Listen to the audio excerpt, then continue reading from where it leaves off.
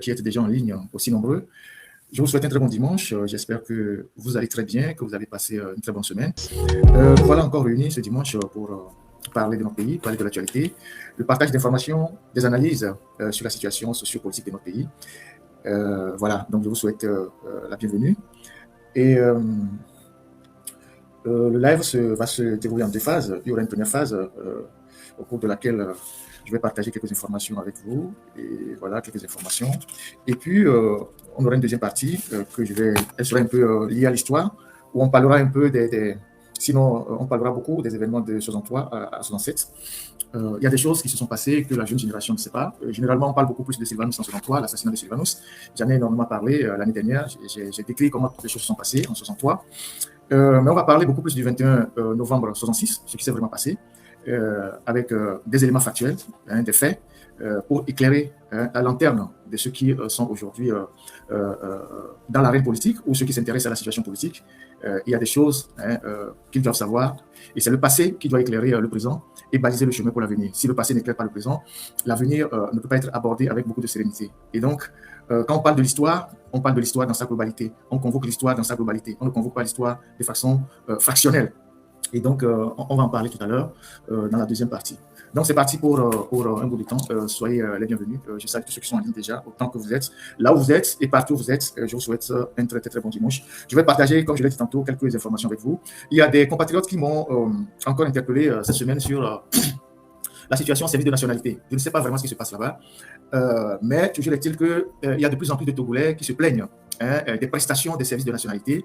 Nous ne sommes pas un pays assez grand en termes de population. On est 8 millions d'habitants, et de ces 8 millions d'habitants, je présume que 30% de ces 8 millions d'habitants ont déjà leur nationalité, ou peut-être 40%.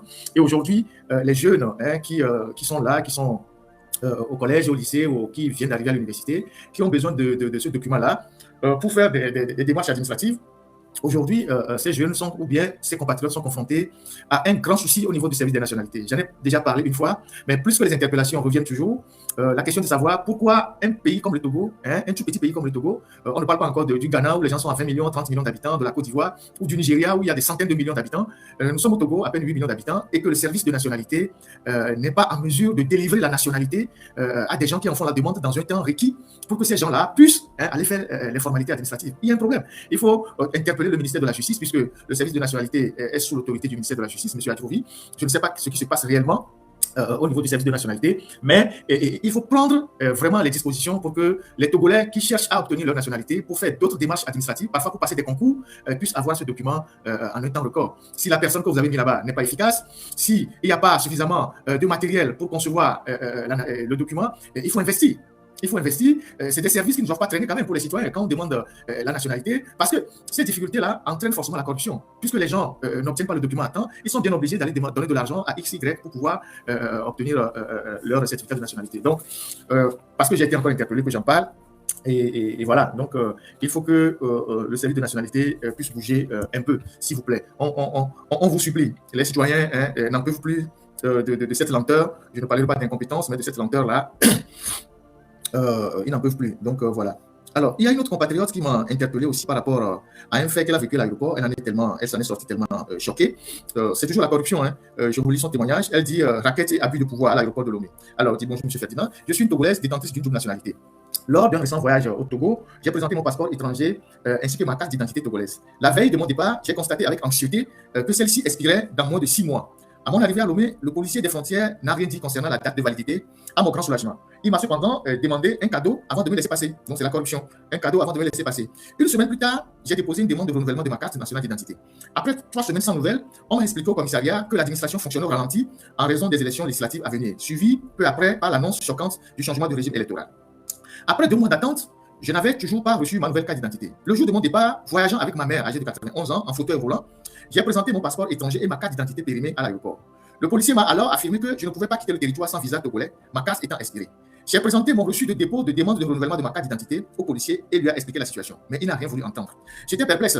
Pourquoi aurais-je besoin d'un visa pour quitter mon pays, le Togo, alors que j'étais sur le point d'embarquer? Face à mon insistance, il a fait appel à un chef qui est arrivé et de manière agressive, le chef m'a ordonné de me mettre de côté pour réfléchir afin de ne pas rater mon avion. Je savais pertinemment qu'il voulait me soutirer de l'argent et j'étais déterminé à ne rien céder. Un système de corruption organisé pendant la demi-heure où nous étions ignorés, assises sur le côté avec ma mère et ma cousine, j'ai assisté à un spectacle révoltant au poste de police. Paiement systématique.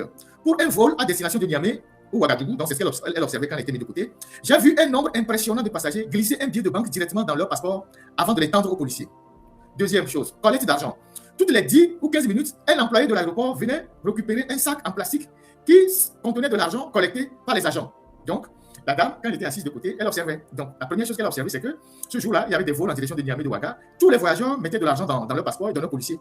Et ensuite, quand on mettait l'argent dans un petit sachet, et une fois que le sachet est rempli, il y a un autre policier qui venait chercher le sachet chaque 10 ou 15 minutes, et puis le phénomène continue. Lorsque l'embarquement pour notre vol a commencé, j'ai alerté le personnel de la compagnie aérienne. L'employé m'a conseillé de payer, confirmant que la corruption des douaniers togolais était monnaie courante et que la compagnie ne pouvait rien faire. Elle a ajouté que les agents récemment mutés étaient pires que les précédents et n'auraient aucun cœur à me faire rater mon vol si je refusais de payer. Frustré et contrainte, je suis retourné au comptoir. J'ai donné 10 000 francs au policier qui a été ignoré. J'ai finalement payé 20 000. Nous avons été les dernières personnes à monter à bord de l'avion. La compagnie aérienne nous appelait dans le haut-parleur. Les raquettes généralisées à l'aéroport de Lomé, on n'en peut plus. Au-delà de mon cas personnel, plusieurs problèmes récurrents doivent être abordés. Raquettes généralisées des passagers, toutes nationalités, surtout des autres Africains. La réputation de la police des frontières fait honte au pays, particulièrement dans la sous-région. Le racket est systématique à l'aéroport. J'ai été témoin d'un cas où un agent a refusé de rendre sa carte d'embarquement à une passagère qui n'avait pas voulu lui donner de l'argent. Eux-mêmes, ils appellent ça quelque chose pour boire de l'eau. Les bordereaux de bagages qui sont collés sur la carte est obligatoire pour sortir de la zone d'arrivée. Dans ce cas précis, nos bagages ne sont pas arrivés et cette dame en avait besoin pour une réclamation. Deuxième chose, la pagaille de la zone commerciale au départ. Juste après les contrôles de police, la zone d'embarquement vers la gauche est un bazar. Des stands de fortune, vieux et sales, s'apparentent à un marché ou un souk. Les souks, souvent, c'est des marchés qui sont dans les pays arabes. Vendant des pagnes, des sacs ou autres marchandises de marché. Cela crée un désordre visuel. Un problème de sécurité est nu à l'image d'un aéroport qui se veut un hub régional. Les commerçants bénéficient tels des passe-droits. Problème d'infrastructure. Il y a une chaleur étouffante à l'arrivée comme au départ. La climatisation est quasi inexistante. À quoi servent les taxes aéroportuaires prélevées sur chaque passager si les infrastructures de base ne sont pas entretenues? Donc voilà le message que cette dame m'a envoyé par rapport à l'aéroport international Gnassingbé Eyadema de Lomé, où évidemment les policiers généralement vous abordent et vous disent voilà, il faut donner quelque chose parce qu'eux ils ont besoin de boire. Et ensuite, s'il y a un petit souci avec vos papiers, ils sont prêts même à vous faire rater le vol tant que vous ne leur donnez pas de l'argent. Et généralement, ils sont très agressifs alors qu'ils sont à l'aéroport. L'aéroport, c'est la porte d'entrée et de départ dans un pays. Les agents, tous ceux qui travaillent là-bas devaient être des gens assez courtois, qui parlent avec les clients ou les passagers avec beaucoup de respect. Mais ce n'est pas le cas. Et pourtant, sur cet aéroport, il y a plein de caméras. Il y a plein de caméras dans cet aéroport et la seule chose que les caméras ne voient pas, c'est l'argent qu'on glisse aux policiers. La seule chose que les caméras de l'aéroport de Lomé ne voient pas, c'est l'argent qu'on glisse aux policiers. Donc, dès qu'on glisse l'argent aux policiers, les caméras sont éteintes, les caméras ne voient pas ça. Et dans un pays où on parle de lutte contre la corruption, le premier voyageur qui arrive dans le pays, qui entre sur le territoire, la première chose à laquelle il est confronté, c'est la corruption. On veut lui prendre de l'argent, lui soutirer de l'argent. Et c'est dommage pour notre pays. Et beaucoup de gens en parlent. Il y a eu un Togolais qui a eu un souci avec un policier à son départ pour les États-Unis. Le policier a exigé pour cette histoire de visa qu'ils ont créé à lui prendre de l'argent. Et beaucoup d'argent, je pense que c'est même 300 000. Et le gars a mis tellement la pression, je n'ai plus les détails de l'information, il y a 2 ans, pour 1 an et demi. Et le gars a cédé à sa demande, mais le gars a dit qu'il va lui faire un Western Union. Il lui a fait le Western Union sur place. Il lui a fait ça avec le système automatique américain. Il lui a fait le Western Union. Et il lui a donné tous les éléments avant qu'il ne laisse le monsieur monter dans l'avion. Une fois que le monsieur est monté dans l'avion, et dès que l'avion arrive aux États-Unis, il a amené le Western Union. Le policier va à la banque ou à l'agence pour retirer l'argent. On lui a dit que la transaction a été annulée par la personne. Vous voyez? Et donc, voilà ce qui se passe dans notre pays. Un racket systématique. Mais bon, c'est dommage que dans un aéroport, il y a des choses comme ça qui se passent et que personne ne dit rien. Concernant toujours les raquettes, voilà, je vous avais parlé du trésor, au trésor, au niveau du ministère des Finances, où il y a un braquage systématique des entrepreneurs qui déposent leurs factures. J'en avais parlé, mais le phénomène continue. Et je pense que Faure Gnassingbé, avec ses fameuses commissions anticorruption, il doit les déployer à ces endroits-là pour traquer les voleurs. Et cela pose le problème de la déclaration des biens. Vous avez des gens aujourd'hui qui sont dans l'administration, qui sont dans les ministères, qui sont soit des DAF, soit quoi, qui ont des patrimoines immobiliers incroyables, alors que le salaire ne peut même pas leur permettre, au bout de toute leur carrière, d'avoir 2 maisons. Des gens sont dans les ministères, juste parce qu'ils sont des comptables, ou ils sont des DAF, ils ont une dizaine de maisons, de domiciles à Lomé, ils ont des patrimoines immobiliers et fonciers inimaginables, alors qu'ils sont que des simples fonctionnaires. Et depuis, on refuse d'appliquer cette histoire de déclaration des biens. Et donc, quand vous avez le trésor, les gens qui sont au trésor, en commençant par le directeur général du trésor, M. Adjabo Ekpao, qui est le directeur du trésor, qui normalement devait être la personne qui doit veiller à l'éthique dans la gestion quotidienne du dit trésor, et que c'est sous sa responsabilité qu'on organise le racket des entrepreneurs, des opérateurs économiques qui déposent leur facture au trésor avec son élément qui s'appelle Tinalare, qui est le directeur des opérations bancaires, plus tous les comptables payeurs qui sont au trésor aujourd'hui, qui prennent systématiquement 10% sur toutes les factures que vous déposez. 10%. Vous êtes opérateur économique, vous êtes entrepreneur, vous avez des factures que l'État doit vous payer, vous déposez les factures au trésor public, vous devez payer 10%. Alors que ceux qui travaillent au trésor ont déjà beaucoup d'avantages. Quand on travaille au ministère des Finances, on a déjà beaucoup d'avantages. C'est des gens qui ont des primes trimestrielles, qui ont des primes de je ne sais pas quoi. C'est comme les gens qui travaillent à l'hôtel. Ils ont suffisamment de primes. Mais c'est eux qui organisent la corruption. Aujourd'hui, c'est devenu une norme au trésor public. Ils ont aussi le 13e mois. Merci aussi pour celui qui a fait le commentaire. Ils ont des primes trimestrielles. Ils ont aussi le 13e mois. Mais c'est eux qui organisent le racket systématique des opérateurs économiques. Et aujourd'hui, vous avez tellement d'opérateurs économiques qui se plaignent du braquage qui a lieu au trésor public. Vous avez une facture, ça peut être n'importe quel montant, même si c'est 10 millions, 5 millions, 20 millions, ils prennent systématiquement 10%. Et c'est des gens qui sont devenus super riches, qui sont devenus tellement riches au trésor, les comptables payeurs, le directeur lui-même, tous ceux qui sont dans les services stratégiques. Et les gens n'ont pas le courage de les dénoncer. Parce que celui qui dirige le pays, Faure Gnassingbé, il s'en fout. Son problème, c'est le fauteuil présidentiel. Donc, tout ce qui se passe à côté, tant que ça ne menace pas son fauteuil présidentiel, il s'en fout. Donc, chacun, dans son petit secteur, a institué une tontine. Donc, les opérateurs économiques sont aujourd'hui les victimes de ce réseau de corruption. Déjà que l'État a de la peine à payer la dette intérieure, donc pour faire tourner l'économie nationale, les gens qui ont des factures qui sont là-bas depuis des années, et qui ont des problèmes avec les banques, des gens qui ont des prêts dans les banques et les intérêts s'ajoutent. Et déjà qu'au Togo, quand il faut avoir un marché public, il faut commencer par payer depuis la passation du marché. Et quand tu finis d'exécuter le marché, il faut aller au trésor, il faut aussi donner des pourcentages. Il reste quoi maintenant l'opérateur économique aux entrepreneurs? Et on se plaint que le pays ne marche pas, que les entreprises ferment, que les opérateurs économiques sont en train de fermer. Alors que sur toute la chaîne, il y a un système de racket et de braquage qui est installé par les agents publics. Donc, les opérateurs économiques, pareil, vous aussi, organisez-vous pour dénoncer ça.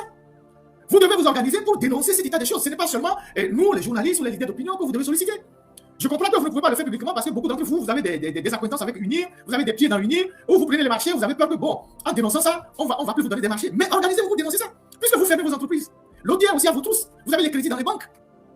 Finalement, vous travaillez à ne rien gagner au bout des marchés que vous livrez à l'État.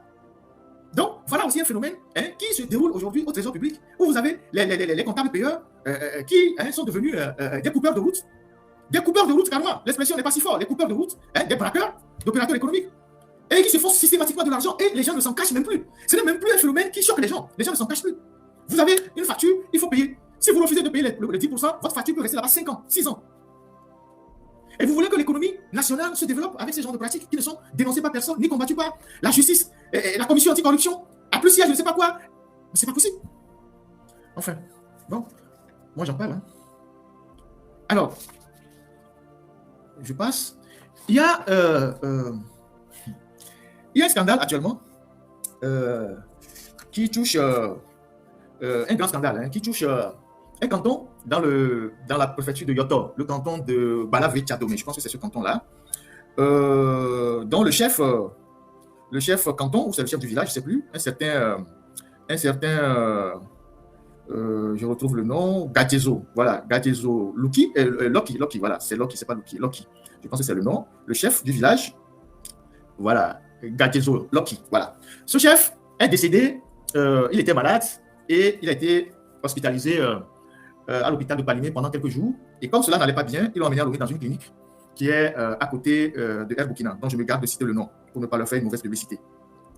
Et donc, le chef a été admis dans cette clinique-là et il a été amputé d'un membre inférieur droit, amputation transtibiale du membre inférieur droit. Et par la suite, le chef est décédé. Quand le chef est décédé, la famille voulait envoyer le corps à la morgue de Aképe. C'est ça, non? Il y a une morgue à Aképe. Et la clinique s'est opposée parce que l'hospitalisation du chef dans cette clinique a coûté 1 800 000 francs CFA. Donc, l'hospitalisation a coûté 1 800 000 francs CFA. Et la clinique a dit, elle est dans son droit absolu, que tant que la famille ne verse pas l'argent, ils ne vont pas libérer le corps. Donc, la clinique a envoyé le corps à Dr Alafia, puisqu'il y a une morgue là-bas, sous scellé. Donc, le corps a été envoyé à Dr Alafia, où le corps a été scellé là-bas. Et Dr Alafia, effectivement, a demandé à la famille de payer aussi les frais de la morgue. Donc, les frais de la morgue, 85 000 francs pour la démission du corps. Et puis, les jours qui suivent, la première semaine, 6 000 francs, 7 000 francs, 10 000 francs par jour, selon la première, deuxième, troisième semaine. Donc, le corps est actuellement à Dr Alafia. Le drame dans cette histoire, c'est que la communauté de ce canton-là, les gens du village, ils sont partis voir le préfet de Cloto pour lui exposer le problème en disant, voilà, le corps du chef est saisi et se trouve à la morgue de Dr Lafia. Nous n'avons pas d'argent pour payer et récupérer le corps. Le préfet leur dit, ah, la préfecture aussi n'a pas d'argent. Il faut voir si vous pouvez vendre des terres pour pouvoir aller payer la morgue et récupérer le corps. Le problème, c'est que dans ce canton-là, de Balavé-Tiadomé, dans le Cloto, toutes les terres sont déjà vendues. Je vous ai parlé de l'accaparement des terres. Toutes les terres du village sont déjà vendues. Ils ont déjà vendu toutes les terres du village. Il n'y a plus de terres à vendre. Alors le préfet leur dit, ah, comme il n'y a plus de terres à vendre, il faut vendre les réserves administratives. C'est un préfet qui dit ça. Le préfet qui est le représentant du pouvoir central, qui doit veiller sur la préservation des réserves administratives. Le préfet dit, ah, s'il n'y a plus de terres, il faut voir si vous pouvez vendre une partie des réserves administratives pour aller chercher le corps. Et depuis que le chef est décédé, les villageois et la famille, ils sont aujourd'hui désemparés. Donc, ils ne savent pas à quelle fin se vouer. Et le corps est saisi. Le corps du chef Gadiezo Loki est saisi actuellement à la morgue, est sous-scellé à la morgue de l'hôpital Dr Lafia. Mais il n'est pas décédé à Dr Lafia, il est décédé dans une clinique à côté de El Burkina. Donc, voilà les choses qui se passent au Togo, qui sortent de l'entendement. Maintenant, le ministère de l'administration territoriale, chez Awaté, là-bas, il y a beaucoup d'argent. Il y a tellement d'argent là-bas que cette semaine, ils se sont encore partagés 30 millions de l'épargne. Au moins, ils peuvent dégager 2 millions pour donner à la famille pour aller enterrer le corps. Donc, vous voyez, quand les gens, ils vendent tout dans leur village, ce qui leur arrive. Donc, ce chef-là, aujourd'hui, ils n'ont même plus de terre dans le village à vendre pour pouvoir enterrer le chef. Et ensuite, les réserves administratives, selon les témoignages, que le préfet leur a dit, lui n'a pas les moyens aussi pour leur donner 1 800 000, s'ils peuvent voir s'ils peuvent céder une partie des réserves administratives. Donc, c'est une situation cocasse qui se passe actuellement dans ce canton-là, le canton de Balavé-Tiadomé, c'est dans le Cloto, et le chef de ce village est actuellement à la mort de Dr Lafia. Le corps est saisi, et donc, tant que la clinique n'est pas rentrée dans ses droits, la clinique ne libère pas le corps. Visiblement, Dr Lafia a signé des partenariats avec quelques cliniques, comme ils ont une morgue, ils veulent faire des affaires. Quand quelqu'un décède dans une morgue, il envoie à Dr Lafia. C'est comment on appelle ça? C'est la recherche des cadavres pour faire tourner les morgues. Peut-être que c'est la chose qui marche le mieux aujourd'hui à Lomé. Donc, voilà.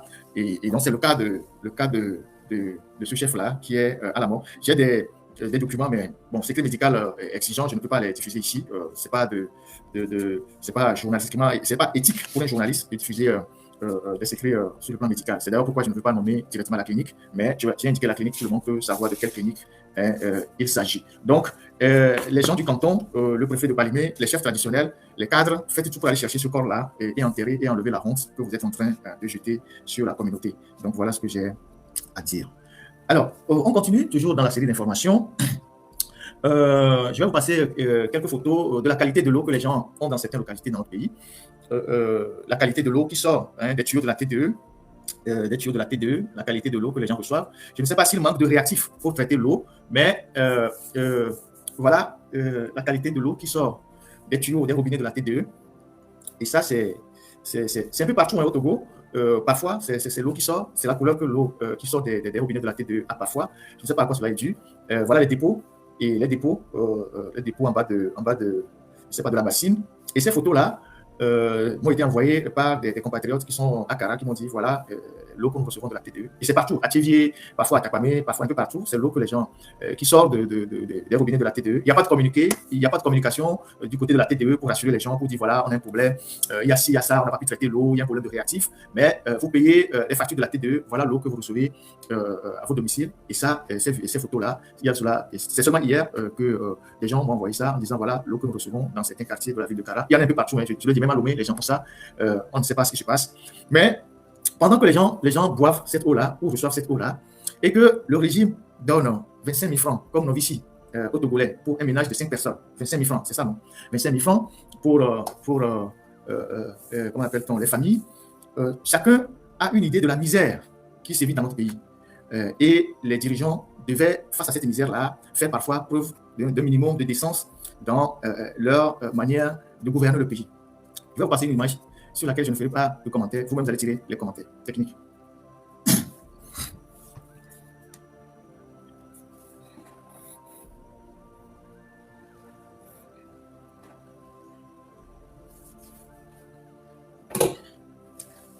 C'est la secrétaire générale du président du conseil.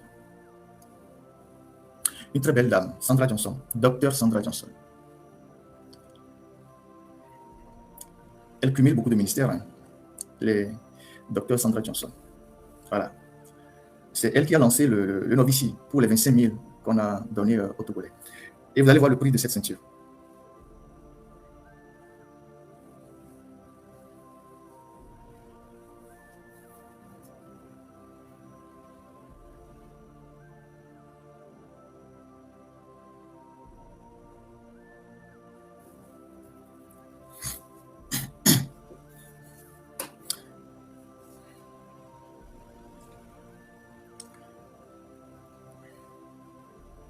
C'est quoi le salaire le plus élevé dans l'administration togolaise? Combien gagne un cadre A1 au Togo? Un cadre A1, top. Un cadre A1 au Togo.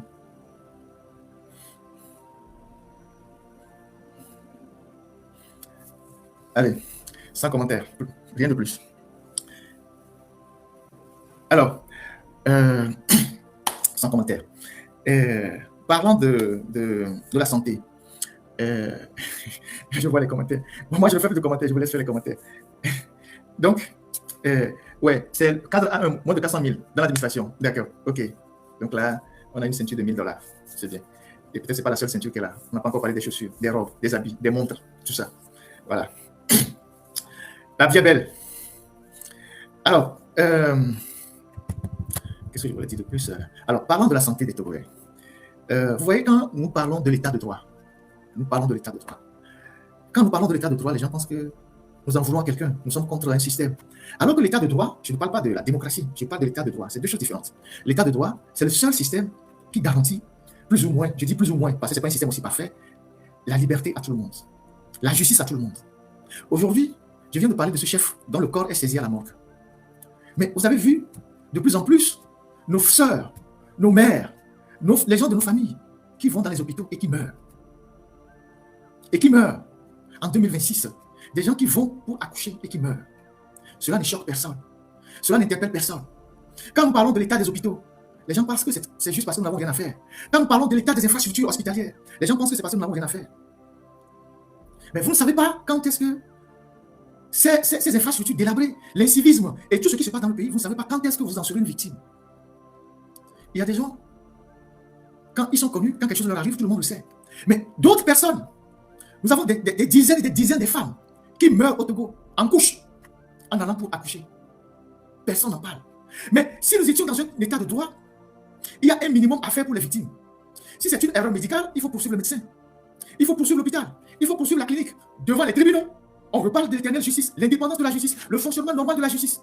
Si vous êtes en Occident, même dans certains pays africains, et vous perdez un membre de votre famille à l'hôpital, dans une clinique, et vous soupçonnez ou vous avez la certitude que c'est une erreur médicale, c'est une négligence, vous avez le droit de poursuivre le médecin, de poursuivre la clinique, de poursuivre la sage-femme.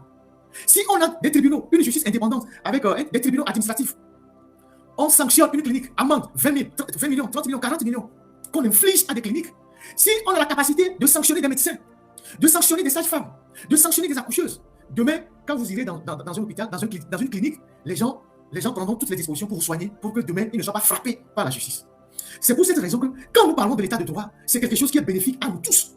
Quel que soit le bord politique auquel vous êtes, quel que soit là où vous vous trouvez, c'est bénéfique à nous tous. L'état de droit, c'est le seul qui garantit la justice plus ou moins à tout le monde. Je ne peux pas avoir un membre de ma famille qui se fait tuer par négligence dans une clinique, dans un hôpital, et que je ne peux pas le poursuivre devant les tribunaux. Je ne peux pas. Vous imaginez le nombre de personnes qui meurent dans nos hôpitaux. La vie n'est plus rien dans nos hôpitaux. La vie n'est plus rien. Parce qu'il n'y a pas de système de sanction. Les citoyens ne peuvent pas agir devant les tribunaux. Parce que la justice n'est pas indépendante. Elle ne fonctionne pas normalement. Donc, chers Togolais, quand nous parlons de ces choses-là, c'est que nous le disons pour tout le monde. Cela fait mal de voir des familles en deuil, de perdre leurs enfants, leurs proches, les gens. C'est ça la réalité. Nos hôpitaux sont devenus aujourd'hui des mouroirs. Les cliniques sont devenues des catastrophes. Parce que les gens savent que, bon, comme les hôpitaux publics ne fonctionnent pas bien, les gens viennent dans les cliniques. Dans les cliniques aussi, comme ils savent qu'ils ont des appuis derrière, ils soignent les gens avec toute la négligence possible. Mais si on avait un système normal de fonctionnement et que la justice frappe une seule clinique et que cela fait l'écho dans la presse, toutes les autres cliniques vont rester droits. Si la justice frappe un hôpital public avec une amende 20 millions, 30 millions, 40 millions à payer à une famille qui est victime de négligence médicale ou d'erreur médicale, je vous assure que demain, quand un malade va se rendre à l'hôpital, tout le monde va être tranquille. Ils vont se précipiter pour le soigner. Il n'y aura pas de négligence. Et donc, cette espèce de dénonciation, c'est bénéfique pour nous tous, nous les Togolais. Nous tous. Tous les Togolais, c'est bénéfique pour tout le monde. Donc, je voulais vraiment interpeller la conscience de chacun de nous. Quand nous parlons des problèmes de corruption, il ne faut pas croire que c'est forcément politique. Oui, c'est parce que c'est unir qu'on n'aime pas les gens d'unir. La corruption, c'est la corruption. C'est une perversion des consciences. Quand on parle des infrastructures dans le pays, les mauvais états des routes, les hôpitaux qui sont en délabrement, les cliniques, la mauvaise gouvernance, le mauvais fonctionnement de la justice, ça concerne tous les Togolais. Parce que tout le monde est amené à aller se soigner dans les hôpitaux, dans les cliniques. Tout le monde utilise les routes. Quand les routes sont en mauvais état, les accidents se multiplient. Donc, les accidents ne choisissent pas le bon politique. Tout le monde peut mourir. vous pensez que quand on en parle, c'est parce que bon, vous dites oui, parce qu'on n'aime pas fort, c'est pour ça qu'on lui tape dessus. Non, il ne travaille pas, il fouille. On est bien obligé. Lui, il ne prend pas la route, lui, il ne va pas se soigner dans les hôpitaux. Lui, il va se soigner à l'extérieur. Et c'est les gens qui meurent, les pauvres qui meurent dans les hôpitaux. J'ai voulu faire cette parenthèse-là et pour dire à tous les Togolais, c'est des sujets sur lesquels nous devons rester tous mobilisés. Ce n'est pas des sujets, oui, ça a un aspect politique, mais c'est des sujets qui concernent tout le monde. Aujourd'hui, les gens sont en train de pleurer leurs enfants. Ceux qui n'ont pas été à la hauteur de leurs responsabilités dans les hôpitaux, ils sont-ils sanctionnés? Ceux qui sont dans les hôpitaux, qui accueillent mal les malades, qui ne les soignent pas, qui les traitent comme des moins de rien, alors qu'ils ont reçu la vocation de soigner. Ceux qui sont dans les hôpitaux, qui sont payés pour soigner et qui font n'importe quoi, qui les sanctionne? Y a-t-il un système qui sanctionne les gens? C'est parce que personne n'est sanctionné que quand il y a des malades qui viennent aux urgences, des gens qui sont, les femmes qui viennent pour accoucher, les sages-femmes se permettent, ou les accoucheuses, de les embêter, de les insulter, de les traiter comme ils veulent. Et les gens meurent. Moi, j'ai fini. Ça aussi, c'est bon.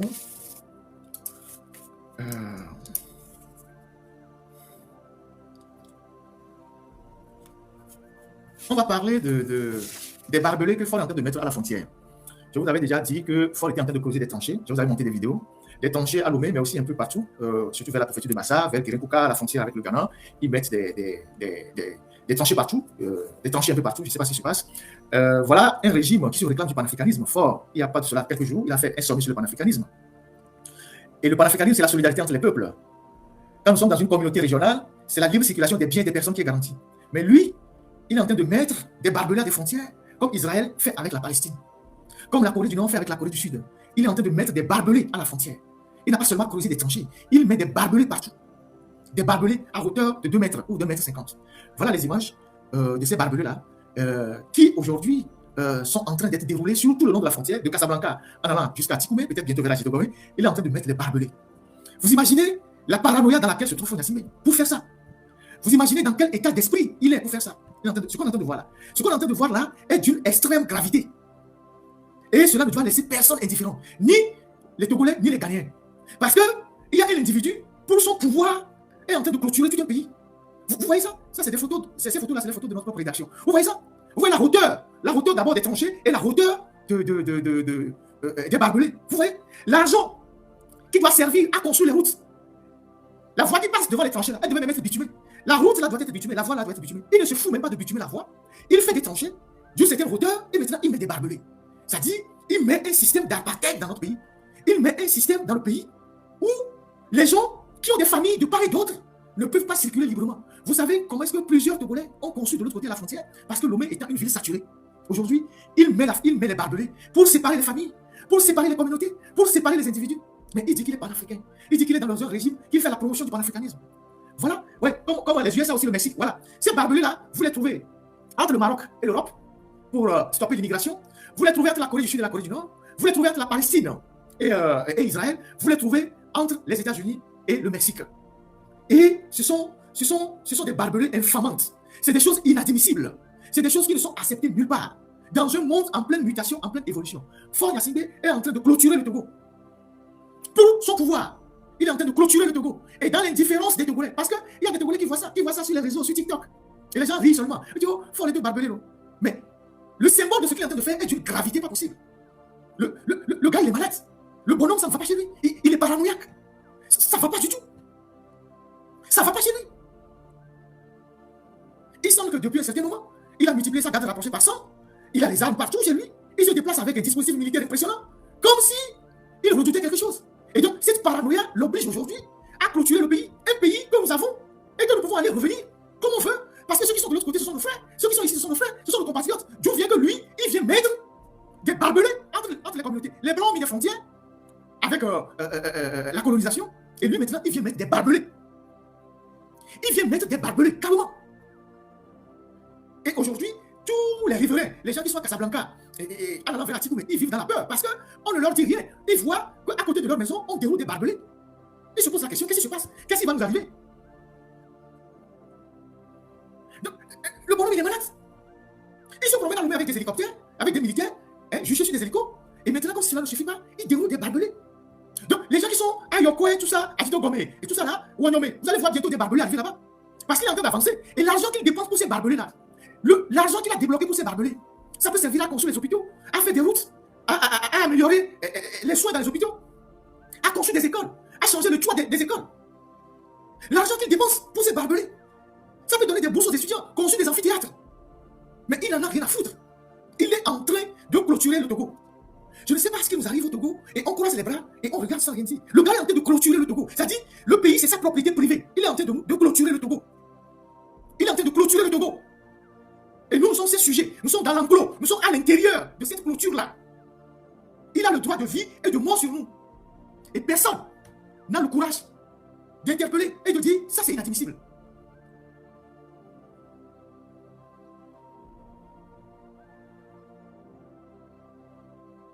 C'est-à-dire, Faure Gnassingbé, il est en roue libre. Il est en roue totalement libre. Il est sur une voie, une autoroute où il n'y a pas d'obstacle. Il avance à 1000 à l'heure. Parce que c'est que devant, comme le disent les Ivoiriens, c'est maïs, il n'y a rien. Donc, il va même au-delà des limites. Il va même au-delà des limites. Et voilà ce qu'il est en train de faire du pays. Et il ne le fait pas seulement à Lomé, il le fait au nord là-bas, vers Guérékouka, tout ça. Il est en train de mettre des trucs partout. S'il peut clôturer les 56 600 km, il va le faire. Et l'argent du pays, il est prêt à l'utiliser pour ça. Les Togolais peuvent mourir de faim, il s'en fout. Les Togolais peuvent mourir de je ne sais quoi, il s'en fout. Il n'y a pas d'hôpitaux, il n'y a pas de dispensaires, il n'y a pas d'ambulance, les écoles sont en délabrement, il n'y a pas d'eau dans les quartiers, il s'en fout. Lui, pour son pouvoir, il est prêt à utiliser toutes les richesses du pays pour se protéger. Et c'est quelqu'un qui a fait 20 ans au pouvoir qui fait ça. C'est quelqu'un qui a fait 20 ans au pouvoir qui fait ça.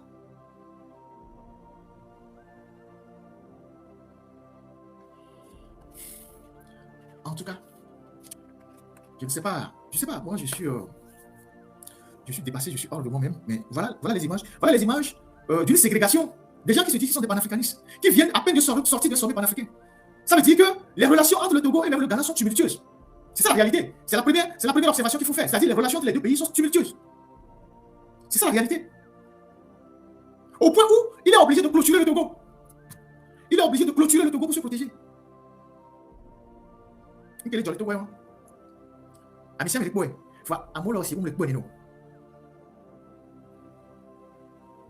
Et vous pensez que le gars là, il va se laisser, le gars qui fait ça, celui qui fait ça là, il va se lever un jour un matin, il va vous dire oui, vous avez gagné les élections, venez prendre le pouvoir. Vous y croyez? Que celui qui fait ça là, un matin, il va se lever, il va vous dire ah oui, vous êtes vraiment, vous êtes plus beau que moi, j'en ai assez, en fin d'élection, puis venez prendre le pouvoir. Vous y croyez? Continuez pas à rêver. Continuez pas à rêver. Et dans la foulée de ce que je dis, avant-dernier sujet, je fais ce live en ayant une pensée pour les gens qui sont encore en prison. Omolou, Madame Yakade, dont on n'a pas les nouvelles depuis, qui est toujours en détention. Et comme j'avais eu à le dire, cette dame, quoi qu'on dise, a beaucoup fait pour l'armée togolaise. Les 2 ans qu'elle a passé au ministère. Elle a beaucoup fait pour l'armée togolaise. Les réformes, elle a fermé quelques tuyaux de corruption ce qui a créé des problèmes entre elle et la hiérarchie. Et tous ces gens-là aujourd'hui sont complices de son arrestation, de sa détention. Quand Madame Yakade était encore là au ministère, il y avait un réseau. Vous savez que les pays de l'Interland, ils prennent tout pratiquement chez nous. Ils prennent aussi les produits sensibles. Quand je parle de produits sensibles, vous comprenez ce que je veux dire, des produits sensibles. Donc des explosifs, un certain nombre de matériel militaire. Et ce matériel-là, militaire, généralement, quand ça arrive au port, ça doit être escorté par les militaires togolais jusqu'à la frontière, avant que les autres ne prennent le relais. Et pendant longtemps, les jeunes soldats qu'on utilisait pour cette escorte-là ne savaient pas que l'accompagnement de ces matériels était facturé. Les pays de l'Interland payaient très cher l'escortage de ces matériels. Et cet argent venait, et la hiérarchie militaire, donc l'état-major à l'époque, avec les Manganaouis, tout ça, ils se partageaient les sous. Et c'est des millions. Parce que plus le matériel sensible passe, les pays de l'Interland payaient. Ils payaient l'escortage et tout ça. Et les gars, ils se partageaient l'argent. Et avec cet argent, ils avaient leur seconde, troisième, quatrième maîtresse et tout ça. Ils avaient beaucoup d'argent. Quand elle est arrivée, elle a mis fin à ça. Non seulement elle a mis fin à ça, elle a imposé que désormais, pour l'escorte, il faut 5% de la valeur de la marchandise. 5% de la valeur de la marchandise. C'est-à-dire, si vous transitez par le Togo des explosifs qui font 100 milliards, vous devez payer 5%. Avant, les gars prenaient les sous et l'argent disparaissait, ça ne rentrait même pas au trésor. Mais l'autre, elle a imposé 5%. Et elle a créé un compte sur lequel on mettait cet argent. Elle a utilisé une partie de cet argent pour faire des travaux dans certains casernes au ministère, tout ça. Au bout d'un an, elle a eu plusieurs centaines de millions, 20 milliards, au moins 2 ou 3 milliards sur ce compte-là. Sur l'escortage. Et dès qu'elle a quitté le ministère, les gars ont repris les sous sur les comptes. Ils se sont partagés. Ils ont partagé les sous, ils ont sauté sur les comptes. Ils sont partagés. Je ne suis même pas sûr que Faure Gnassingbé, qui était ministre de la Défense, après, sait que ce compte-là existe. Les gars, ils sont tombés sur le truc. C'est elle qui a modernisé certaines casernes. Dans certaines casernes, il n'y avait même pas l'eau. C'est elle qui a fait, on a amené l'eau dans les casernes. Il n'y avait pas de titres fonciers pour les camps militaires. C'est elle qui a fait organiser, c'est elle qui a fait établir les titres fonciers pour la plupart des camps militaires. C'est dans le rapport que j'ai lu une partie de ce rapport. Le matériel militaire en grande partie, est défaillant. Vous avez des chars qui sont là-bas qui ne fonctionnent pas. Ça a été acquis à coût de plusieurs millions. Ils ont acquis des chars en Ukraine. Avant les événements d'aujourd'hui et à la guerre. Pour le nord, les chars abandonnés là-bas. Les chars n'ont pas fait 10 mètres. Les chars sont abandonnés là-bas. Ils sont allés voir un réseau en Suède pour acheter des hélicoptères. Au lieu d'aller acheter des hélicoptères performants chez les vendeurs, ils ont trouvé un réseau qui a dit, bon, on va vous vendre des hélicoptères en pièces détachées. Des hélicoptères militaires. Ils sont allés acheter des hélicoptères en pièces détachées. Des hélicoptères en pièces détachées. Et ils ont assemblé l'hélicoptère sur le territoire suédois. C'est-à-dire qu'ils ont cherché des experts en Suède pour monter l'hélicoptère. Et quand ils ont monté l'hélicoptère en Suède, ils ont voulu faire des tests. Et le gouvernement suédois leur a dit, vous ne décollez pas cet hélicoptère sur le territoire. On ne sait pas où vous avez trouvé ça, mais cet hélicoptère ne décolle pas sur le territoire. L'État suédois a refusé que ces hélicoptères décollent. C'est des réseaux mafieux. Et qu'est-ce qu'ils ont fait? Ils ont été obligés de dépiécer encore l'hélicoptère. Ils ont redémonté l'hélicoptère, les hélicoptères, je pense qu'il y en a deux. Ils ont redémonté les hélicoptères et ils les ont ramenés à Lomé en pièces détachées avec les experts. Avec les techniciens, bien sûr. Et ces hélicoptères ont été ramenés à Lomé en pièces détachées. Et ils ont monté les hélicoptères à Lomé. Les hélicoptères n'ont jamais décollé. Ces hélicos n'ont jamais décollé. Il a fallu que, je pense, c'est le groupe Egomaf qui a eu un marché pour acheter des hélicoptères au gouvernement togolais, je pense en Turquie, avec des drones. Ou en Biélorussie. Les drones, c'est en Turquie. Les drones, je pense que c'est en Turquie. Ces hélicos-là, dont je vous ai parlé, qui sont ramenés à Lomé en pièces détachées, ils ont monté, ça n'a jamais décollé. Les militaires que vous voyez là, les officiers supérieurs, quand ils ont défilé le 27 avril et que les chars passent, ils ont le cœur qui bat. Parce qu'ils ont peur que les chars tombent en panne en plein défilé. Parce qu'avant qu'on ne sorte les chars pour défiler, on fait tellement la maintenance, on enlève la rouille et tout, ce du matériel qui ne fonctionne pas. Vétuste. Et pourtant, l'armée togolaise, c'est elle qui absorbe le plus grand budget dans la loi de finances. Tout cet argent passe où? Et donc, tous ces gens-là qui ont subi la fureur de cette dame-là, qui essayaient plus ou moins de mettre de l'ordre dans les choses, elles ont travaillé aussi à sa chute, ils sont très contents qu'elle soit aujourd'hui en détention. Donc, nous devons avoir une pensée pour ces gens qui sont encore en détention, qui ont osé dire non au système. Parce qu'un système aussi organisé, huilé comme le système de Gnassingbé, il y a que parfois des défections de l'intérieur qui peuvent fragiliser le système. Avant que les coups qui viennent de l'extérieur ne fassent le pas du boulot. C'est une combinaison des deux. Les coups qui viennent de l'extérieur et les défections à l'intérieur. C'est pour ça que les dictatures n'aiment pas les défections de l'intérieur. Dès que vous voulez faire une défection à l'intérieur, on vous abat. Les dictatures n'aiment pas ça. Parce que la défection à l'intérieur fragilise énormément les systèmes. Donc, on doit avoir une pensée pour cette dame-là, qui nous a quand même appris beaucoup de choses qui se passent à l'intérieur du système par cette tribune qu'elle a publiée. Nous ne devons pas l'oublier. Comme nous ne devons pas oublier les Omoulous, qui sont encore les gens qui sont détenus aujourd'hui en prison, et tous ceux qui sont aujourd'hui dans les liens de la détention.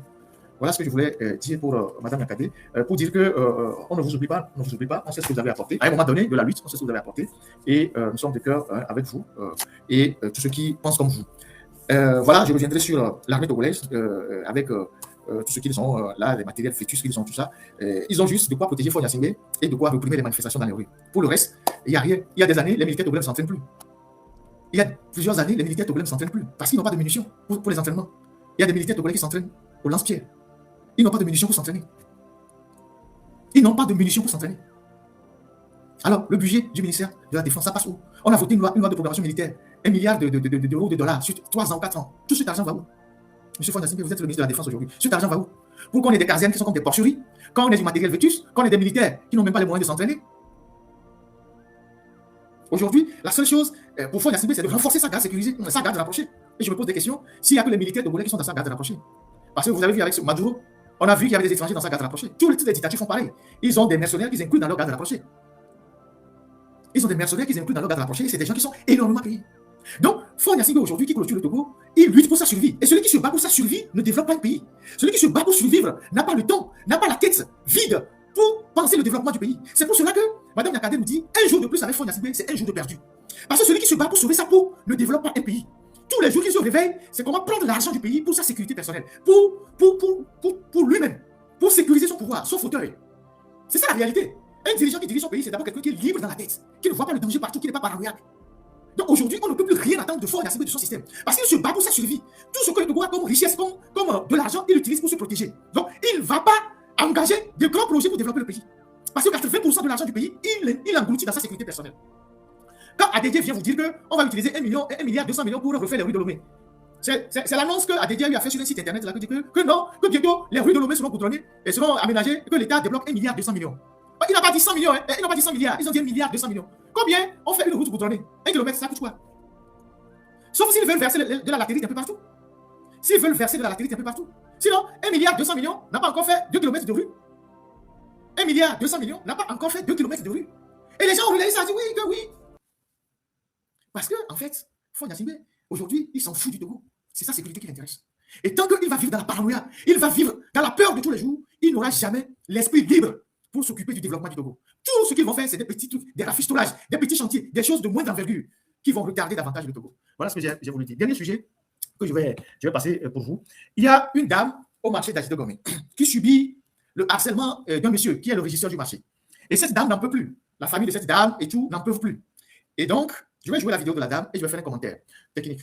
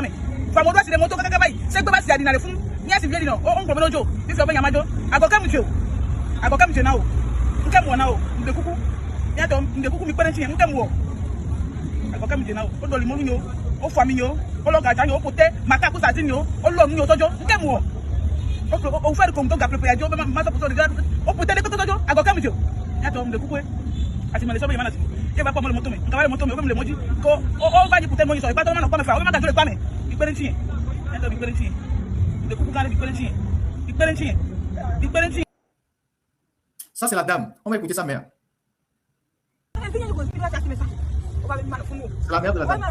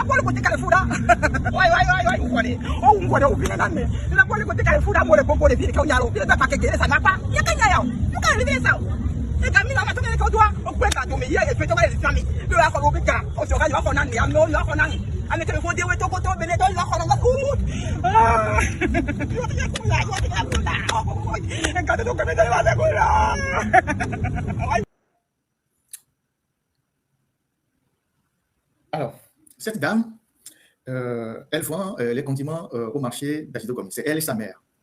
Et donc, elle était au marché d'Ajido Gomé avec son étalage. Et donc, nous sommes dans la préfecture, nous sommes dans la mairie Golf 7, le marché d'Ajido Gomé. Il se fait qu'un certain monsieur qui s'appelle Koudouadi, Atoujan, qui est le régisseur du marché d'Ajido Gomé, voulait coucher avec cette dame-là. Et la dame a refusé. Depuis un an, 2 ans, je pense, depuis plusieurs mois, en tout cas, il harcèle la dame. Il sent que c'est son habitude. Et il couche avec les femmes dans le marché, et voilà, et il trouve les bonnes places pour certaines femmes. Et quand il y a des femmes qui refusent, il les chasse, et il attribue les femmes à ses maîtresses. Et donc, il voulait coucher avec cette jeune dame qui a refusé. Et depuis des années, depuis des mois, en tout cas, il harcèle la dame. Et à la fin, il renvoie la dame de sa place dans le marché Ajido Gomé. La dame, elle est en règle avec la mairie. Elle a tout. Voilà son étalage. Donc, il renvoie la dame à la place au marché là-bas, Ajido Gomé. Et il remet la place à une de ses maîtresses. Une qu'il a déjà certainement couché avec. Donc, il renvoie la dame. Et la dame prend ses bagages et elle va vers le côté. Elle va à un endroit là-bas. Il y a une clôture qui est vide et elle reste devant la clôture. Elle demande la permission au propriétaire de la clôture et elle vend là-bas. Et le monsieur la poursuit jusque-là à travers les agents de la mairie. Genre, tant que tu n'auras pas cédé à mes avances, je vais te faire de la misère. Et donc, la dame, qui est maintenant à nos côtés, se voit harcelée régulièrement par la mairie, alors qu'elle est dans tous ses droits. Et la mairie lui dit, il faut dégager, que c'est au bord de la route, alors qu'il y a d'autres personnes qui ont sur leurs étalages. Finalement, elle demande au propriétaire de la maison de déplacer ses marchandises dans la clôture. Elle déplace ses marchandises dans la clôture, et la dernière fois, la mairie vient, on ramasse tout. Tout, alors qu'elle n'est pas en faute. Il ramasse tout. Toutes ces marchandises, comme elle vient de le dire, vous avez vu les étalages, si la technique peut vous passer les étalages. Ils ramassent tout. Et ils emportent. Voilà, tous ces produits périmés-là. Ils ont ramassé tout. Les boîtes de tomates, les spaghettis, les trucs des œufs, tout ça. Ils ont ramassé tout, ils sont partis. Voilà ce qui se passe parfois dans nos municipalités, dans les marchés. Voilà les reçus de la dame. Elle est en règle avec la mairie. Elle paye toutes ses taxes. Voilà les documents de la dame. Elle paye tout. Juste parce qu'elle a refusé de céder aux avances de ce monsieur qui s'appelle Koudouadji, à Tchoujan, qui sème la terreur au marché d'Aïsdo Gomé. Et qui décide qu'il doit rester dans le marché et qu'il ne doit pas rester dans le marché selon sa volonté. Il est régisseur du marché. Et c'est ce qu'il fait dans le marché. C'est ce qu'il fait dans le marché. Et donc, c'est lui qui poursuit cette dame-là et qui est derrière cette dame-là et qui lui crée toute la misère. Parce qu'il a dragué la dame. La dame a dit non, je ne cède pas à ton avance. Tu as déjà couché avec une de mes cousines. Moi, je ne suis pas dans vos histoires. Je ne vais pas céder à tes avances. Il a chassé la dame du marché. La dame est partie du marché. Elle allait trouver un endroit dehors pour vendre. Il poursuit la dame. Et donc, je voudrais interpeller les organisations féminines, ceux qui sont dans la lutte contre le harcèlement et tout, à s'investir dans la dénonciation de ces faits-là. Le Togo, c'est un pays normal que ce monsieur doit se retrouver en prison. C'est inadmissible ce qui se passe dans notre pays. Dans tous les secteurs, c'est une affaire de fesses. Vous ne pouvez pas avoir quelqu'un chez vous.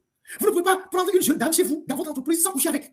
Vous ne pouvez pas avoir quelqu'un dans une banque sans que les directeurs, tout le monde veut passer dessus. Parce que c'est la méthode même qui permet de gouverner le pays. C'est comme ça que ceux qui sont en haut gouvernent le pays. Les femmes là, on les passe en revue. Donc parce que ceux qui sont en haut passent les femmes en revue, ceux qui sont en bas aussi passent les femmes en revue. Les femmes sont devenues chez nous des objets sexuels. Et chacun à son niveau, selon le pouvoir qu'il a, il abuse. Donc, la mairie de Sabado, ou je ne sais pas, de Golf 7, votre soi-disant régisseur du marché d'Aïsdo Gomé, vous devez le recadrer. Il y avait un qui faisait ça aussi au grand marché à Lomé. Je l'avais dénoncé. Les parents étaient obligés de le déplacer, de le changer de poste. J'ai oublié encore son nom, il a un nom un peu. Je l'avais dénoncé. Il était au grand marché. Il faisait pareil avec les femmes du grand marché de Lomé. Quand vous refusez ses avances, il vient, il saisit vos marchandises. Je l'avais dénoncé et les responsables de l'EPAM ont été obligés de l'affecter. C'est quoi ces histoires? On est au Togo. Mais c'est des femmes qui ont des maris à la maison. Personne ne peut être sûr que sa femme va au boulot, elle revient à la maison, c'est sauf. Parce qu'il y a farfelu quelque part qui est dans les histoires de marchandage. Marchandage sexuel.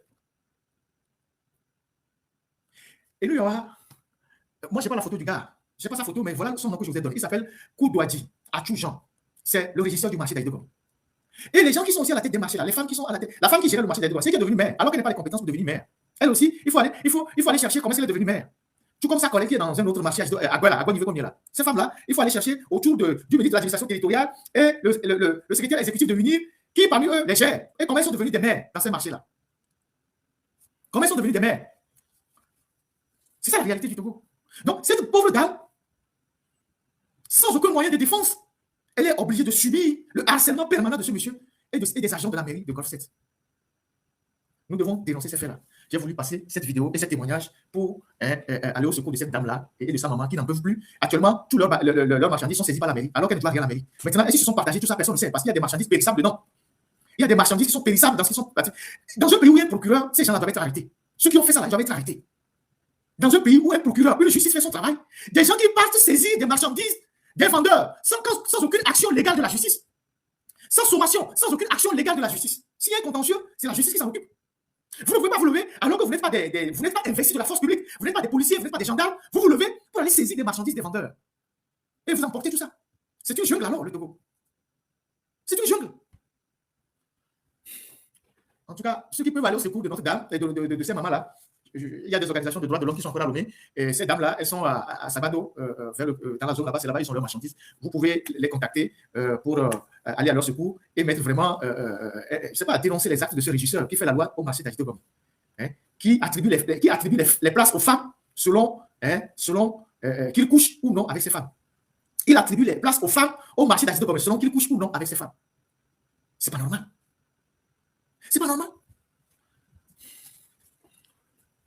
Non, c'est pas Koudouadji, il s'appelle Koudouadji. K-O-U-D-O-A-D-Z-I et Atchoujan. Koudouadji, Jean, c'est ça. Ok, bon, je pense que j'ai pratiquement fini avec les petits sujets là. Je vais aborder maintenant l'aspect politique, ça me prendra peut-être 40 minutes ou un peu plus. Voilà ce que j'ai Les vautours se disputeront encore. Les hyènes suceront mes os dévêtus. Le maire de Golf 7, plutôt, c'est une dame. Elle était la directrice du marché d'Agito comme c'est une dame. Elle est sénatrice aussi, je pense. C'est une dame qui est dans l'histoire de Zélé l'Unir, là. C'est une dame. J'oublie son nom. Les gens qui sont dans les lives peuvent donner son nom. C'est une dame qui est là-bas, qui est là-bas, qui est dans cette mairie-là. C'est pas normal. C'est une dame qui est dans cette mairie. Je connais pas son nom. Voilà. Donc, si vous pouvez faire quelque chose pour ces mamans-là, pourquoi pas. Et je suis sûr que la même chose se passe dans les autres marchés. Et les gens fonctionnent comme on dit l'adage, quand on travaille à l'hôtel, on vide l'hôtel ou on vide l'hôtel, quelque chose comme ça. Parce que tu es régisseur, tu vas coucher avec toutes les femmes dans le marché avant de leur donner des places. Qu'est-ce que vous avez au Togo à courir derrière les femmes d'autrui? C'est quoi le problème? Il y a des jeunes filles partout.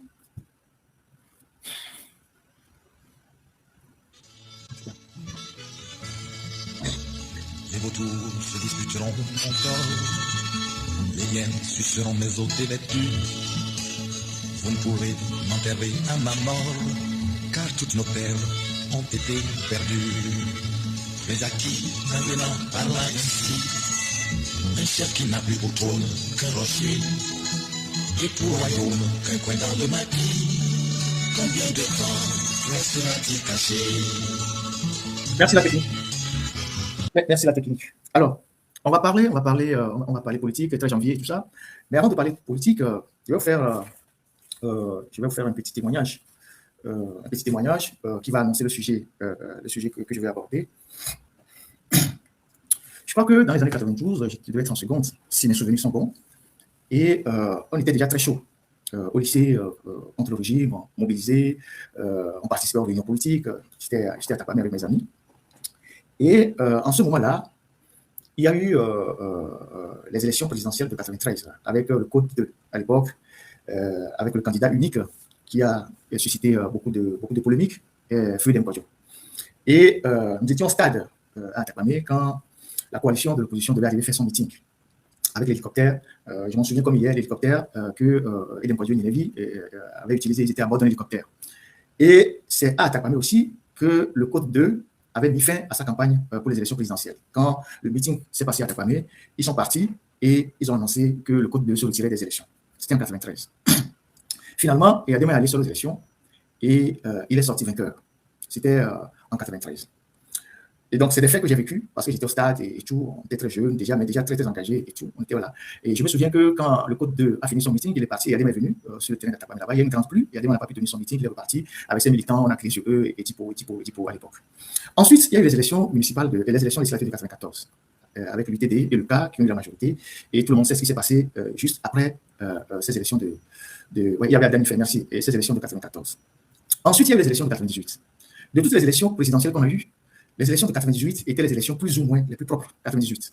On était dans les bureaux de vote. On était déjà étudiants dans les bureaux de vote.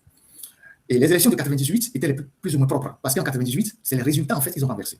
Donc, on était déjà étudiants, on était dans les bureaux de vote et on a vu comment l'UFC à l'époque a fait le razzia. J'ai pris son partout, sur l'ensemble du territoire. C'était, même dans les casernes, c'était terrible. Et donc, je suis convaincu que si on avait donné les vrais résultats, il devait être peut-être 78% contre peut-être 15% ou quelque chose pour y aller. Et on était tellement heureux ce jour-là quand on est sorti des bureaux de vote, on dansait, on était tellement contents. Et quelques heures après, patatras, on nous apprend que Awanana, qui était la présidente de la CENI, a démissionné ou elle a fui ou quelque chose comme ça, et que la proclamation des résultats était compromise. On en était là quand le ministre de l'Intérieur, donc à l'époque le général Seymemen, prend le contrôle du processus électoral et proclame les résultats que Eyadema a gagné à 52,13%. Comme le chiffre 13 était tellement important pour Eyadema, il avait insisté qu'on ajoute les 13% au 52. Et plus tard, on apprend que, en fait, quand Memen reprend le processus, il va voir Eyadema le B2, ils font une réunion, et Memen dit Jésus-Christ a tellement pris de l'avance, il a tellement gagné, il a tellement écrasé le RPT que ils vont s'arranger pour qu'ils aillent au deuxième tour. Et Eyadema dit, n'en est pas question, que lui, il veut gagner au premier tour, un KO. Et donc, Memen a fait, je ne sais pas comment dire, a fait les gymnastiques pour trouver à Eyadema 52,13%. Donc, en tout cas, Awanana, on ne sait pas si c'est elle-même qui a démissionné, si on l'a effrayé. En tout cas, c'est des hypothèses qui sont là, puisqu'elle est revenue dans le système. Même les résultats, que Eyadema a gagné 5 ans, et naturellement, il y a eu des manifestations, tout ça. J'ai fait une déclaration, et il n'est pas d'accord, il était hors du pays, il dit, je vais lancer la guérilla politique. Et voilà, on était tout contents pour la guérilla politique, on était mobilisés, on était dans les réunions, on attendait juste le mot d'ordre. Nous sommes en 98. En 99, donc, comme il y a une crise dans le pays, Chirac vient au Togo. Chirac arrive à Lomé. Évidemment, c'est pour de son ami Eyadema. Et quand Chirac arrive, Chirac a dormi à l'ambassade. Nous étions là-bas au 2 février. comme les jeunes, mobilisés, les militants à l'époque, on était là-bas pour protester, Chirac était là. Et Jésus-Christ avait exigé à voir Eyadema seul, que s'il y a un problème, il va voir Eyadema seul. Et les autres responsables de l'opposition s'en offusqués, ils en étaient offusqués en disant oui, pourquoi il va dire qu'il veut voir Eyadema seul, c'est comme il est en train de les marginaliser. Et je me rappelle que Natchaba disait non, qu'il n'y a pas de privilège pour Jésus-Christ, il doit venir et écouter tout le monde. Et donc, il y a eu, à l'issue de la rencontre là, il y a eu l'accord 4 de Lomé. C'est différent de l'accord politique global. L'accord 4 de Lomé, 99. L'accord 4 de Lomé. Et Eyadema avait pris l'engagement qu'il donnait sa parole de militaire à Chirac et qu'il ne se présentait plus à la prochaine élection, c'est-à-dire en 2023. Nous étions là, on était très jeunes, mais on était là, on était mobilisés, on était là, on a vu tout ça. À partir de 98, lorsque le régime a été désavoué en 98, majoritairement désavoué en 98, Eyadema a compris que les élections étaient devenues quelque chose de très dangereux pour lui. Qu'est-ce qu'il fait? Il fait modifier progressivement les tests qui régissent les élections pour reprendre le contrôle de tout l'appareil d'organisation des élections. Donc, ils ont commencé par faire des petites modifications. Donc, l'accord 4 de Lomé donnait Eyadema partant en 2020, à la fin de son mandat. Il a donné sa parole de militaire à Chirac. Donc, en 2022, donc je parle de 2003. Donc, en 2099-2003, voilà, excusez-moi. On était en 2001 que les velléités de non-respect de l'accord 4 de Lomé ont commencé par surgir. Il y avait même un blocage avec une histoire de 4-5e à la CENI, tout ça, Eyadema devait trancher, tout. Ça a créé une tension entre la classe politique. À partir de 2001 ou 2000, il y avait des velléités de remettre en cause cet accord-là, et notamment la parole d'Eyadema. C'est Natchaba qui avait commencé par sonner l'alerte, à donner les premiers signes. Et à l'époque, en 2000, fin 2001, ou bien en 2000, il faut que je retrouve la date, Eyadema était à une conférence de l'Union africaine en Afrique du Sud. Et Agbeyome et Natchaba ont organisé une journée de réflexion à l'IFA de Tové, à Palémé, à l'IFA de Tové. Et donc, à l'issue de cette journée de réflexion, ils ont fait une sortie pour dire que Eyadema devait être candidat en 2003. Il n'était pas question pour Eyadema de quitter le pouvoir. Donc, ils remettaient clairement en cause la parole de militaire d'Eyadema et les acquis de l'accord 4 de Lomé. Alors, Eyadema se trouvant en Afrique du Sud, il a été immédiatement pris en partie par RFI, je pense que c'était Christophe Babouvier ou bien Chakari Fall, qui avait pris Eyadema directement pour dire mais comment se fait-il qu'il est en train de remettre en cause la parole qu'il a donnée à Chirac en 1999 quand Chirac était de passage à Lomé. Eyadema répond que ce que Agbeyome et Natchaba faisaient à Lomé n'engage que ces deux-là, que ça n'engageait pas. Et nous, on surveillait tout ça de très près. À l'approche de 2002, en ce temps, Agbeyome devient Premier ministre, Agbeyome était Premier ministre, Natchaba était président de l'Assemblée. Nous, on avait les informations comme quoi ils voulaient faire les modifications et passer en force. On a informé nos grands frères, qui sont des leaders. On allait les voir, on a vu des gens, je ne veux pas citer des noms. On a fait des délégations de jeunes, on allait les voir pour dire, nous, on va aller dans la rue pour affronter ces gens-là. Ce n'est pas possible. Nos grands frères nous ont dit non, qu'ils ne vont jamais modifier la Constitution. D'aller dormir, qu'eux, ils sont là, qu'ils ne fera rien. Qu'ils ont même s'il faut là, ils ont même des choses que nous, on ne sait pas. Ah, nous, on était tellement contents, on est reparti. On était en plein décembre, en préparant les fêtes nationales, quand les gens du RPT sont allés à l'Assemblée, ils ont modifié la Constitution. Vous voyez? Ils ont modifié la Constitution. Donc, quand ils ont modifié la Constitution, ils ont modifié les dispositions de la CENI et tout, ils ont fait les élections de 2003. Les élections de 2003, 31 décembre 2002, merci maître. Les élections de 2003, on était très impliqués dedans. Boba Kitani était candidat, Jésus n'était plus candidat. Et les élections de 2003, on a fait la campagne et tout. Et moi, j'étais au QG où on a centralisé les résultats avec des amis que je ne veux pas citer ici. On était dans une villa à côté de la pharmacie pour tous. Je ne veux pas indiquer la villa, mais elle est juste à côté de la pharmacie pour tous, en descendant de la lagune.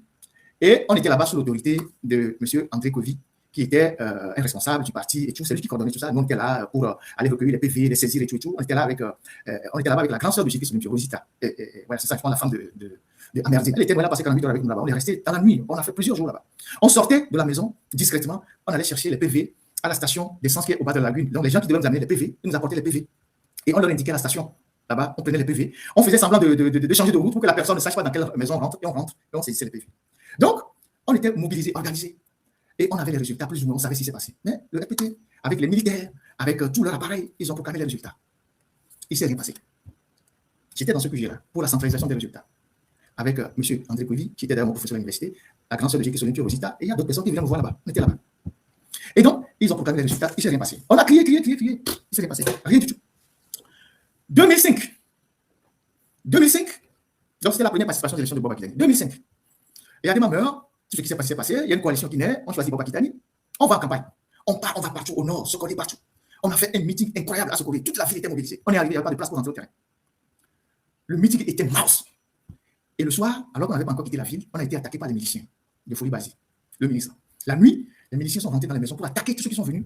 On a dû fuir la nuit là, Sokolé, les gens étaient blessés, les gens étaient machetés, tout ça pour rentrer à Tapami, après rentrer à Lomé. On arrive à Lomé et on finit les élections. Naturellement, les résultats étaient en faveur de Boba Kitani. Mais le RPT a sorti l'armée. Et vous avez vu ce qui s'est passé en 2005. Un massacre pas possible. En tout temps, il y avait le ministre de l'Intérieur qui a démissionné. Et voilà, un massacre pas possible. Et Boba Kitani, qui était lui-même recherché, s'était retranché quelque part dans un maquis où il a fait un message en disant « Chers Togolais, mes chers compatriotes, votre président vous parle. » C'est la seule chose qu'il a dit. Et depuis, il a fait tellement de temps dans le maquis avant de sortir que les résultats ont été volés. Je suis en train de faire l'historique des faits auxquels moi j'ai participé. Et donc, il a fait sa déclaration, votre président vous parle, et puis personne ne l'a vu. Ils ont massacré les gens. Et dans ces massacres-là, nous sommes ressortis après, puisqu'il y a eu des résistances à Ibé, tout ça, on est ressortis, pour aller au secours des gens. J'étais avec un grand frère pasteur, il est un grand responsable d'une église aujourd'hui. J'ai toujours travaillé avec lui pendant longtemps. On est parti à Néron. Quand on allait à Néron, il y avait des barrières partout, il y avait des troncs d'arbres sur la route partout. Mais il y avait une partie qui avait été déjà dégagée parce que Folie Basile est devenu ministre de l'Intérieur. Il y avait plusieurs parties qui ont été dégagées. On est arrivé à Néron. Et quand on arrive à Néron, on va chez le roi Lawson. Et il nous raconte comment il a été agressé, comment ils sont rentrés dans la maison, ils ont cassé les choses et tout. Et des gens qui connaissaient, des gens qui venaient manger chez lui, qui sont venus l'agresser et tout. Et parce qu'on avait du matériel, de la nourriture pour aller au secours des gens qui sont blessés. Donc on quitte le roi et on franchit la frontière, on va à Komé. À Komé, c'était les premiers arrivants, de tous ceux qui ont fui les massacres, tout ça. Les premiers arrivants qui étaient à Komé, sur le terrain de Komé là-bas. Les gens étaient pleins là-bas. Les femmes avec les enfants qui pleuraient, les blessés et tout. Avec le pasteur et son équipe, on est venu, on a aidé les gens, on a donné de la nourriture, on a fait tout. Et comme Komé débordait, on a envoyé d'autres personnes à Agamé, ceux qui connaissent le Bénin, à Agamé. Donc on a poursuivi le chemin, on est allé à Agamé. On arrive à Agamé. La terre était encore très fraîche et didja. Et là où on logeait les Togolais qui avaient fui les violences, il y avait des palmeraies. Catapillas et des tios, il y avait des catapillas qui renversaient les palmeraies, les palmiers, pour qu'on puisse installer les réfugiés, les gens qui ont fui. Donc, il n'avait plus. J'étais là-bas avec mon frère pasteur dont je parlais, je ne vais pas citer son nom. On était là-bas, les blessés continuaient à arriver. Les gens avaient les jambes cassées, des balles dans les trucs, les pieds cassés, tout ça. Les gens sont morts là-bas. On a passé 48 heures là-bas à aider les gens pour les premiers trucs là. On a aidé beaucoup de gens. J'étais là quand on dressait les tentes. Le HCD arrivait, la Croix-Rouge, on prenait les gens en charge. Dans une palmeraie, j'ai vécu ça, dans une palmeraie, on était en train d'abattre les palmiers pour installer les gens. J'étais là-bas, c'était le fait que j'ai vécu. Donc, on a fait là-bas. Et oui, c'est vers le Koussa. On a pris la route, on est parti de Komé, on est allé vers le Koussa. Le village s'appelle Agami. Village ou ville, bon, en tout cas, ça s'appelle Agami. On est allé là-bas. On a aidé beaucoup de gens. Après, il y a eu plein d'autres personnes, et la diaspora, qui ont envoyé des moyens pour secourir les gens. Et après 2005, on a vu ce qui s'est passé. Fora pour le pouvoir dans le sang. Et après, il y a eu cette histoire de dialogue qui a mené l'accord politique global. Donc, l'accord politique global est différent de l'accord cadre. L'accord cadre, c'était 1999. L'accord politique global, c'était en août 2005 ou 2006. Et donc, depuis 1998, le régime s'est activé je ne sais pas comment l'expression, Michel. Le régime s'est employé à verrouiller le système électoral. Ils ont substantiellement modifié la CENI. Avant la CENI, on disait oui, pour le bureau de la CENI, le président, c'est le président du RPT, le vice-président est de l'opposition. Si le président de l'opposition, le vice-président est du RPT. Mais il n'y a jamais eu de président de l'opposition à la CENI. Jamais. Après, ils ont dit oui. Après, ils ont fait des recompositions après le dialogue. Ils ont dit oui, on va insérer les sociétés civiles, on va mettre les représentants de l'administration. Société civile, c'est le RPT qui gère tout ça. On dit oui, un membre de la société civile de l'opposition, un membre de la société civile du régime. Après, tu te retrouves avec un militant du régime à la tête de la CENI, on vous dit qu'il est de la société civile. Ou bien, on vous dit un membre de l'administration. Le membre de l'administration, on vous dit qu'il est neutre. Et pourtant, c'est un militant de l'UNIR. C'est comme ça que les Poto-Péré sont devenus présidents de la CENI pour proclamer des faux résultats. Poto-Péré qu'on a présenté comme membre de l'administration et tout ça, que le RPT fait tout pour placer des gens comme ça. Si ce n'est pas eux directement, ils placent quelqu'un qui disent que c'est un membre de la société civile, alors que ce membre de la société civile, c'est un de leurs gars. Ensuite, qu'est-ce qu'ils ont fait? Ils ont modifié substantiellement les CENI. Les CENI, avant, étaient dirigés soit par l'opposition, soit par le pouvoir, par le jeu. Mais ils ont remplacé, ils ont dit, désormais, tous les présidents des CENI doivent être des magistrats. Sachant que c'est eux qui désignent ces magistrats-là. Sachant que c'est eux qui désignent ces magistrats et ils désignent généralement les magistrats qui leur sont favorables. Je vais vous décrire des choses pour que vous voyez tout le parcours qu'on a fait dans les élections. Donc, ils choisissent les magistrats et souvent les magistrats, c'est leurs propres militants. Donc, vous allez voir, à 2 ans d'une élection, ils font l'affectation des magistrats et puis selon les zones, ils affectent les magistrats, ils mettent leurs gars dans les préfectures les plus sensibles, là où ils peuvent perdre les élections. Donc, 2005, ça s'est passé comme ça s'est passé. Il y a eu l'accord politique global. Je ne veux pas parler des élections législatives, je parle des présidentielles. Il y a eu l'accord politique global, géré par Agbobo devenu Premier ministre, à la place des Podos, il y a eu des problèmes et tout. On arrive en 2010. 2010, le FRAC. Le FRAC, qui a été créé à Paris et qui a porté une candidature. On va aux élections 2010. Là aussi, le peuple était encore très mobilisé. Les gens se sont organisés. On va aux élections. Le RPT qui a verrouillé le système, il fait ses magouilles, il proclame les résultats qu'il veut. Et la seule chose qui nous restait, c'est d'aller dans la rue. On a marché dans la rue au moins 4 ans, ou 3 ans et demi. Ben, quand j'ai dit là, on a marché dans la rue. À un moment donné, les gens ont commencé par. Hein, les marchés ont commencé par ne plus emballer tout le monde. Alors qu'au début, on était nombreux, et puis après, on a commencé à être petit à petit, les gens commençaient pas à quitter les rangs. C'est des choses que j'ai vécues. Maintenant, 2015, je n'étais pas trop impliqué dedans, mais j'ai vu ça de loin. 2015, là aussi, il y a eu une élection qui a mobilisé les Togolais. Le QG de l'opposition était à Blogamé. Le QG de l'opposition était là-bas, à Blogamé. Les gens étaient très mobilisés. Tous les partis, le QG était là-bas. On fait les élections. Quand on finit les élections, les gens vont au QG là-bas. Les gens étaient mobilisés partout. Les gens attendaient juste un mot d'ordre. Les gens étaient mobilisés. Il y avait un drapeau qu'on a implanté sur le QG là-bas. Tous les leaders étaient là-bas. Les gens attendaient juste un mot d'ordre. Pour aller dans la rue contre les fraudeurs, les gens attendaient juste un mot d'ordre. Il y avait des milliers de personnes à Blogamé là-bas. Le mot d'ordre n'est jamais venu. À part que les leaders, ils sortaient au balcon, ils faisaient comme ça, et la poule faisait waouh, et puis les leaders retournaient dans la chambre, dans le bâtiment. Le mot d'ordre n'est jamais venu. Le mot d'ordre n'est jamais venu. Les gens aussi, à force de se rassembler là-bas, on commençait par se disperser petit à petit, et puis chiot. Le RPT a gardé sa chose. 2020, tout le monde est témoin de ce qui s'est passé. Tout le monde est témoin de ce qui s'est passé. Pourquoi je dis tout ça? Je dis tout ça pour dire que, parce qu'il y a un débat depuis que j'ai fait le live la dernière fois, les gens disent ouais, Ferdinand. Ce n'est pas avec les élections qu'on déconstruit une dictature. La dictature se déconstruit tous les jours par la dénonciation, par les effets tous les jours. La dictature se déconstruit tous les jours par la lutte contre l'arbitraire, les injustices, la déconstruction, la corruption, les dossiers. C'est ça qui déconstruit la dictature. Les élections n'ont jamais déconstruit une dictature. Yoweri Museveni. Ce week-end, vous avez vu, il vient de prendre un 7e mandat. Le petit opposant Bob Wine, là, il a fui, il est quelque part. Il a fait une vidéo, il a balancé. Personne n'est sorti. Il a fui. Et quand vous voyez la manière dont le système a verrouillé tout, en 2010 par exemple, quand il y avait des problèmes dans la proclamation des résultats, qu'est-ce qui s'est passé? Boudjouna a pris l'avion, il est parti au nord. Il a rassemblé tous les bulletins de vote. Chez le président Dessili, il a ramassé tous les bulletins de vote. Et c'est en ramenant à l'OME qu'ils ont modifié les résultats. Et Boudjouna a donné les résultats en direct. À Togo 2000 là-bas, c'est là-bas ils ont mis les militaires, ils ont sécurisé la zone, les militaires, et Boudjouna a donné les résultats en live sur les médias, il a dit bureau de vote, préfecture de Kanté, machin, il donne les résultats. Vous avez écouté, non? En 2010, ou je me trompe, c'est en 2010 que Boudjouna est parti avec l'avion, ramasser les PV au nord, il est revenu. Dès qu'ils ont atterri à l'aéroport, comme Togo 2000 est derrière l'aéroport, ils ont amené ça derrière l'aéroport là-bas, et puis il a donné les résultats. Il ne s'est rien passé. Donc, le système, aujourd'hui, a tellement verrouillé le circuit des élections que 1000 fois vous irez aux élections avec eux, 1000 fois ils donneront les résultats qu'ils veulent.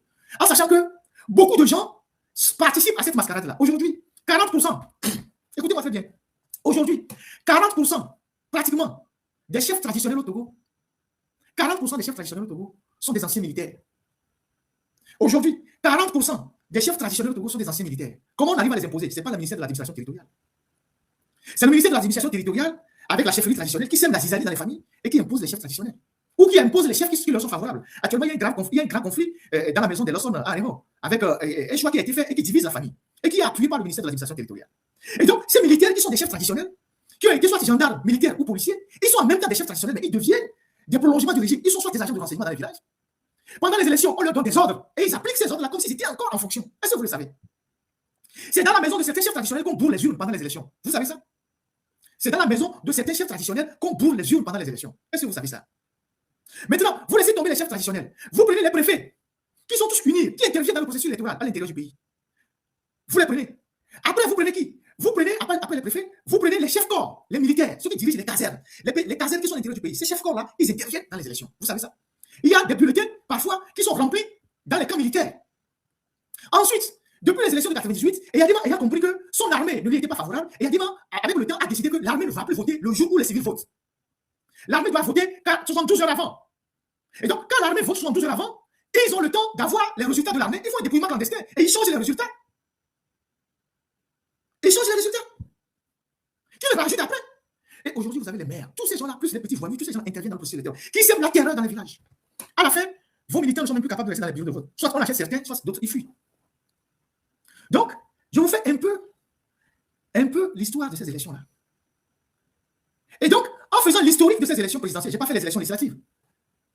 Jusqu'à combien d'élections vous espérez un jour venir à bout de la dictature? Je vous pose la question. À cette allure, jusqu'à combien d'élections vous espérez un jour venir à bout de la dictature, alors que le dictateur, il a toutes les règles qui lui sont favorables. Il est joueur, il est arbitre, il est chef sécurité, il est supporter, il est ambulancier, il est Croix-Rouge, il est tout. Le dictateur, il est tout sur le terrain. C'est lui qui décide de la date. C'est lui qui décide de tout. Il est même arbitre de VAR. Il est tout ça. C'est lui qui fait tout ça. C'est lui qui décide qui doit jouer, qui ne doit pas jouer. Moi, je vous parle de ce que moi j'ai vécu. Des élections de 93 jusqu'en 2010. 2015, pas trop, mais 2010. Moi, j'étais dedans. Je vous parle de ce que j'ai vécu. On n'avait pas seulement des gens, on avait des courageux. On avait des courageux. On avait un ami militant qui s'appelait Vincent, je ne vais pas donner son patronyme. Quand les militaires ont pris les urnes au camp RT en 98, le centre de vote qui était là-bas, les militaires tapaient les gens. Il a sauté, il est rentré dans le camion des militaires pour protéger les urnes. Il s'appelle Vincent. Pour protéger les urnes. Il est rentré dans le camion. On était prêts à tout pour défendre les résultats.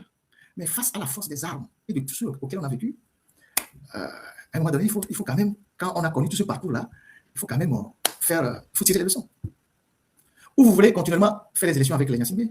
Parce que ce que les Nyasimbe aiment, c'est le jeu électoral. Parce que c'est eux qui en sont les organisateurs. C'est ce qu'ils aiment. Et ils ne vous proclameront jamais vainqueur. Tout ce qu'on met à la tête de la CENI, tout ça là, c'est les pions du régime. On va vous dire que la société civile, il est administration, c'est leur gars. C'est leur gars. Il y a même des représentants de l'opposition dans la CENI qui ont tourné Kazakh, qui ont tourné le dos à leur propre parti. Vous le savez? Vous savez ça, non? Et ça ne date pas d'aujourd'hui. Donc, voilà ce que j'ai voulu faire, ce petit historique-là, ce parcours-là. Je ne veux pas parler des élections municipales et des élections législatives parce qu'on a participé, on était aussi là, on a vécu des choses. On était toujours proches de nos grands frères. On était toujours déterminés. Quand on était à Takwame en 1994, il y avait les élections législatives. Et il y avait un ballottage entre deux candidats, le candidat du CAR et le candidat de l'UTD à l'époque, M. Oladokou et un autre candidat dont j'oublie le nom. M. Oladokou qui a été ministre de l'Environnement après, parce qu'il est rentré dans le ministre plus tard, on était des voisins de quartier. En plus, il était mon professeur d'histoire-géographie. Un homme très brillant. Et donc, à l'époque, comme c'était les opposants, parce que l'UTD à l'époque était vraiment UTD, il était le candidat, plus contre le candidat du CAR. C'est nous qui faisions la sécurité au domicile de Oladokou. Quand sa famille, ses enfants dormaient, c'est nous qui étions dehors la nuit, avec des bourdins, parce qu'il était menacé.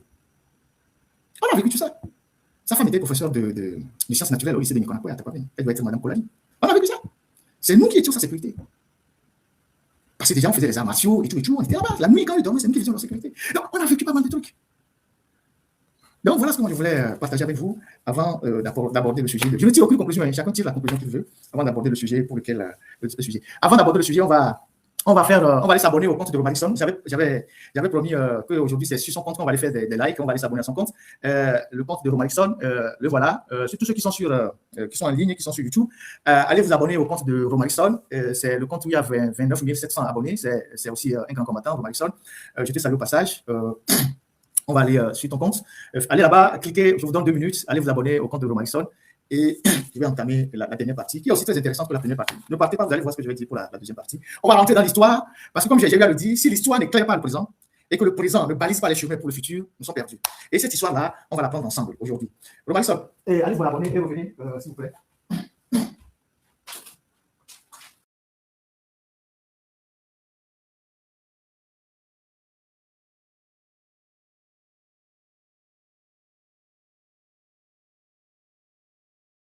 Abonnez-vous, on a 2 minutes.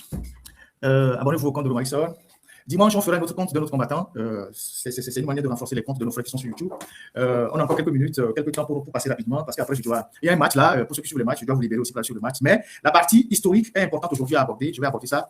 Je vous laisse continuer. On va aborder la partie historique. Vous avez vu le compte, vous pouvez vous abonner. La chaîne YouTube de Romarikson. Portez ça à 30, 35 000, 32 000. Vous avez toute la semaine pour aller vous abonner et pour la suite. Alors, on va parler de Sylvanus. On va parler de Sylvanus Olympio.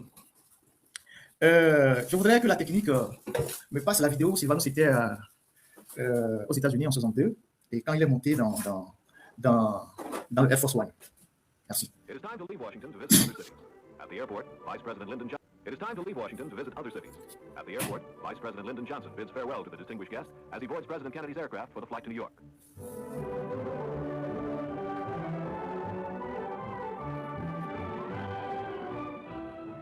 Washington stretches below. Aboard the aircraft, quiet conversation with the Honorable Leon B. Pulata, American ambassador to Togo, before the excitement of New York. Alors, Sylvanus va aux États-Unis en 62. Il est reçu par le président Kennedy. Un accueil phénoménal. Il y a plus les premiers dirigeants africains qui sont allés aux États-Unis dans les années 60 ont été tellement reçus comme avec beaucoup de respect. Et Sylvanus en était de ceux-là. Il y a eu Aïdjo, il y a eu beaucoup d'autres. Vous allez voir les photos.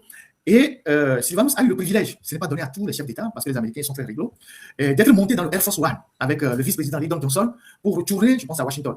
Et c'est l'image que je viens de vous montrer. Et Sylvanus, quand on en parle, il faut que nous sachions que c'est véritablement le seul qui véritablement a payé de sa vie pour le Togo. Il y a eu d'autres que je vais citer tout à l'heure, mais c'est le tout premier véritablement qui allait au sacrifice suprême pour le Togo. Qui allait au sacrifice suprême pour le Togo. En 63, tout le monde sait ce qui s'est passé. Il y a la photo de ceux qui ont organisé le coup d'État, et merci à la technique de la présenter. Et cette photo-là, vous allez la voir, cette photo de... Non, c'est pas ça, le coup d'État, c'est une photo. Je parle de la photo, pas la vidéo. Ça, c'est pour les événements de 66. La photo du coup d'État. OK. La photo du coup d'État, non, pas cette image-là. Il y a une photo où il y a eu la photo du coup d'État, si vous l'avez, s'il vous plaît, technique.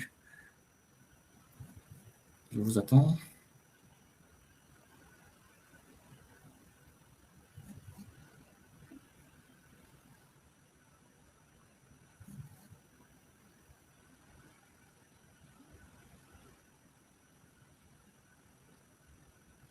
Je vous ai envoyé la photo technique.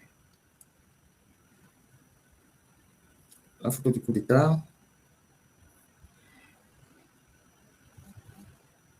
S'il vous plaît.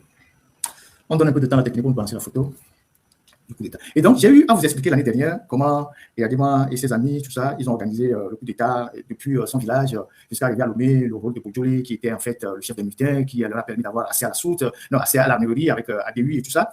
Et donc, je ne veux pas peut-être revenir là-dessus. Bon, ce n'est pas l'aspect qui vous intéresse le plus, mais je veux qu'on passe cette photo-là, elle va passer tout à l'heure.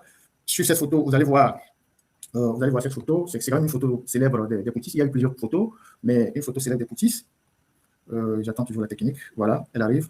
Donc, vous avez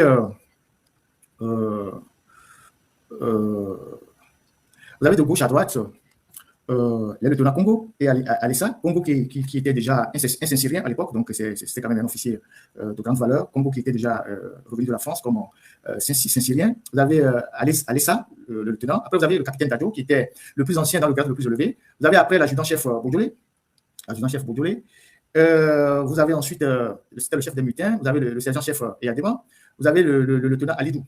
Donc voilà, ces gens-là qui ont réclamé ce crime crapuleux au lendemain de l'assassinat du président Sylvain Solimpio le 13 janvier 1963. Donc, voilà l'image de l'ensemble. Ce n'est pas eux tous, mais bon, Eyadema n'était pas déjà dans l'armée, c'était des demi-soldes, donc eux n'étaient pas dans l'armée, mais les autres, Dadio, je ne sais pas comment on appelle, Bojolé, et tous les autres, là, il y avait beaucoup qui étaient déjà dans l'armée. Et donc, voilà comment ça se passe. Voilà, je ne sais pas si sur YouTube, la photo n'est pas encore arrivée. Voilà comment ça se passe. Je vais partir de cette photo-là pour faire une analyse. Voilà, pour ceux qui sont sur YouTube, vous voyez la photo. Donc, vous voyez donc, le lieutenant Congo, c'est lui qui a le pistolet sur la tempe. Vous avez le lieutenant Alissa, vous avez le capitaine Dadio, vous avez l'adjudant-chef Bojolé, vous avez le sergent-chef Eyadema, vous avez le lieutenant Alidou et les autres. Donc, voilà cette fameuse photo-là. Et donc, ces gens ils font le coup d'État et bien évidemment avec la France. Et on décide de faire appel d'abord à Meachi, qui était au Ghana, qui dirigeait l'Union des démocrates pour le Togo, l'UDPT, je pense, qui était sous la protection de Nkrumah. Et je vous ai dit que Nkrumah a toujours créé des problèmes à Sylvain Solimpio. Donc Meachi était sous la protection de Nkrumah. Et les Français n'ont pas voulu parce que Meachi était d'obédience marxiste, beaucoup plus marxiste. Ils n'ont pas voulu qu'il prenne le pouvoir après l'assassinat de Sylvain Solimpio. Donc, le chef, comment on appelle ça, l'officier de liaison à l'ambassade, qui s'appelle 12, son nom c'est 12, D2OZE, c'était son nom. Il fait appel à Gruniski, il envoie un télégramme à Gruniski, qui est au Bénin, et il invite à rentrer au Togo pour prendre la tête du pays après l'assassinat. Et vous savez que Gruniski et Sylvain Solimpio ont des liens, des alliances de famille. Et bien qu'ils étaient dans des groupes politiques différents, donc le progrès qu'on appelle Konomaman, les gens qui n'ont pas été à l'école appelés les autonomies, et les gens qui sont au cuit avec la Juanto qu'on appelait le camp de Ablori. Et lorsque Gruniski revient prendre le pouvoir, vous imaginez le choc parce que Sylvain venait d'être tué et son corps n'est même pas encore refroidi, que son beau-frère, ou c'est pas son gendre, je ne sais pas lequel est le meilleur en ce moment-là, lequel est le plus adapté, donc son gendre revient ou son beau-frère revient prendre sa place. Vous imaginez le choc, c'est-à-dire, même si on est des adversaires politiques, on est des ennemis politiques, alors que l'un a épousé la sœur de l'autre, quand on tue l'un, l'autre vient et il prend le pouvoir. Vous imaginez le choc que les nationalistes à l'époque ont vécu en voyant Gruniski prendre la tête du pays à la suite de l'assassinat de Sylvain Solimpion. Et à partir de ce moment-là, une fois le deuil passé, à partir de ce moment-là, le seul objectif des nationalistes, c'était d'évincer Gruniski du pouvoir. Et c'est normal. C'était de faire tout pour reprendre leurs choses. Parce que pour eux, c'est comme Gruniski, c'est comme le colonialisme qu'ils ont combattu, la France qu'ils ont combattu est revenue à la tête du pouvoir. Donc, une fois le deuil passé, l'enterrement de Sylvanus, le deuil passé, il y a eu quelques frictions, il y a eu certains qui ont quitté le pays quand on a assassiné Sylvanus. Le reste des cadres du culte, de la Juventus, tout ça, c'est de s'organiser pour reprendre le pouvoir. Des mains de Gruniski qui était leur pire ennemi. À l'époque, ils ne se traitaient pas comme adversaires, ils se traitaient comme des ennemis, même s'ils avaient des liens de famille. C'était très violent. Les faits historiques sont là, c'est très violent. Donc, leur objectif, c'était de reprendre le pouvoir des mains de Gruniski. Alors, ils se sont réorganisés. Entre-temps, Eyadema, qui n'était pas dans l'armée, donc quand Gruniski arrive, Gruniski prend un décret, il intègre Eyadema dans l'armée. De sergent-chef, Eyadema gravit rapidement les échelons. Au point que, dans les années 66, Eyadema devient lieutenant-colonel. Et donc, chef d'état-major de l'armée. Il vient surpasser tous les autres. Donc, les Congos, les Comlans, comment appelle-t-on, les Gadjo, Eyadema vient les supplanter tous. Parce que c'est lui qui a eu le courage de réclamer le crime. Donc, il vient les supplanter tous et il devient rapidement le patron de l'armée. Vous voyez, Meati était le vice-président de Gruniski parce que comme la France ne voulait pas de Meati à la tête, ils ont créé un duo, donc une partie région, une partie du sud, une partie du nord, donc ils ont mis un duo qui n'a pas tenu. Donc, Eyadema étant devenu le patron de l'armée, il résidait au camp RT. Parce que le camp RT, voilà, merci le bicéphalisme. Le camp RT, c'était en fait, à l'assassinat de Sylvain Solimpion, c'était un embryon. C'était pas encore une caserne proprement dite, mais c'était là où on logeait les chefs d'état-major de l'armée. Il n'y en avait pas encore en ce moment-là, de manière claire et nette. Donc, Eyadema s'installe là-bas comme résidence du chef d'état-major de l'armée. Le camp RT, en fait, c'était ça. Et jusqu'à aujourd'hui, le camp RT abrite toujours. C'est le cas hérité où il y a la résidence des chefs d'état-major de l'armée togolaise, jusqu'aujourd'hui. Donc, vous avez le chef d'état-major général, vous avez le chef d'état-major de l'armée de terre, le chef d'état-major de l'armée de l'air, tous ils habitent là-bas. Donc, c'était le lieu où il y a le chef d'état-major habitait. C'est pour ça qu'il y a fait sa résidence.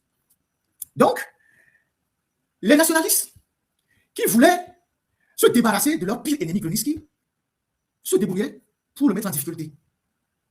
Jusqu'aux événements de 66. Et ces nationalistes-là, certains étaient de connivence avec l'armée. Écoutez-moi très bien. Pas tous les nationalistes, certains, ils étaient de connivence avec l'armée. Or, les gens qui sont à la tête de l'armée en ce moment-là, c'est eux qui ont assassiné leur leader, c'est-à-dire Sylvain Solimpion. Donc, ils étaient de connivence avec l'armée. Les gars allaient dans le camp là-bas, ils rencontraient Eyadema, et Eyadema les manipulait, leur disait de faire des manifestations, de faire des trucs, tout ça. Et ils faisaient des manifestations. Pour eux, c'était logique. Je suis là à leur place que, bon, j'aurais pu réfléchir comme ça. Mais sur le plan éthique, il y a un problème. Donc, ces gens, de temps en temps, il y avait des troubles dans les quartiers. Vous voyez, Lomé était délimité, la ville n'était pas très grande à l'époque. C'était une grande partie de la ville, c'était au bas de la lagune. Donc, toute la zone qui est côtière, elle était plus ou moins cuite. Parce que c'est là-bas où il y avait les plantations et tout. Toute la zone côtière était plus ou moins les fiefs des cuites, donc de Kodjia-Kopé, en passant par le Grand Marché, en allant vers la Blocam et dans le Bé, tout ça, c'était cuite.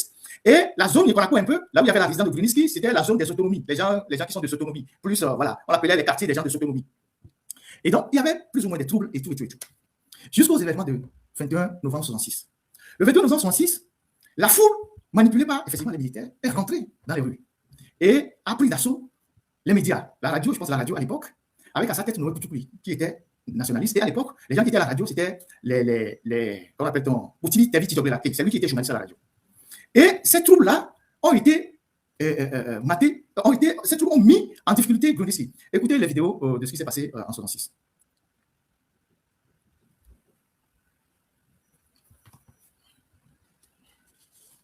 Technique.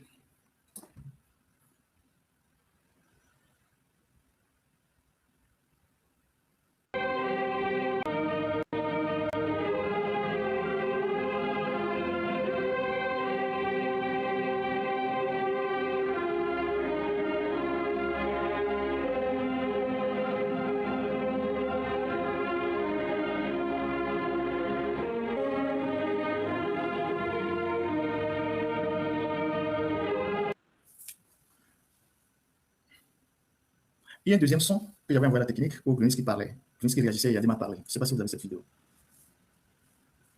Non, c'est pas ça. Non. Je vous envoie ça à la technique. C'est important qu'on passe ce son, s'il vous plaît.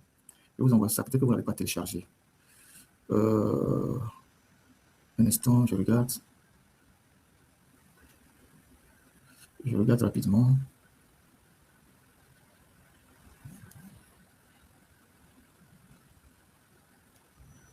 C'est celle-là, technique. C'est celle-ci. S'il vous plaît. Mais je peux la jouer de mon téléphone pour que vous entendez. Mais je vais voir si je peux la jouer.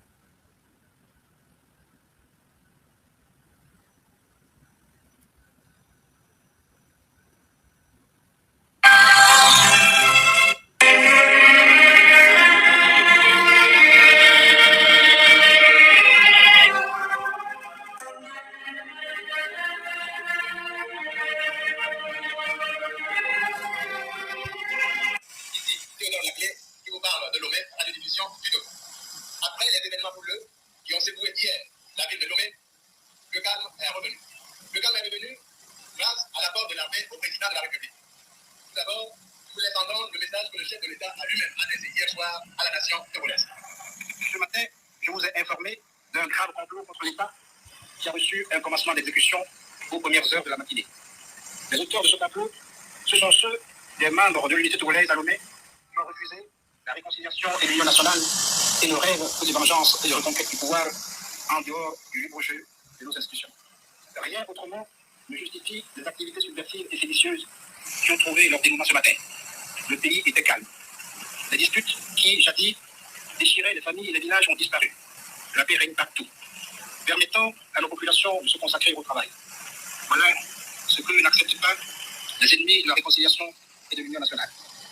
Présentés des autres partis, ils veulent à tout prix, par la ruse et par la force, ressusciter le gouvernement d'arbitraire et d'abus que nous avons connu.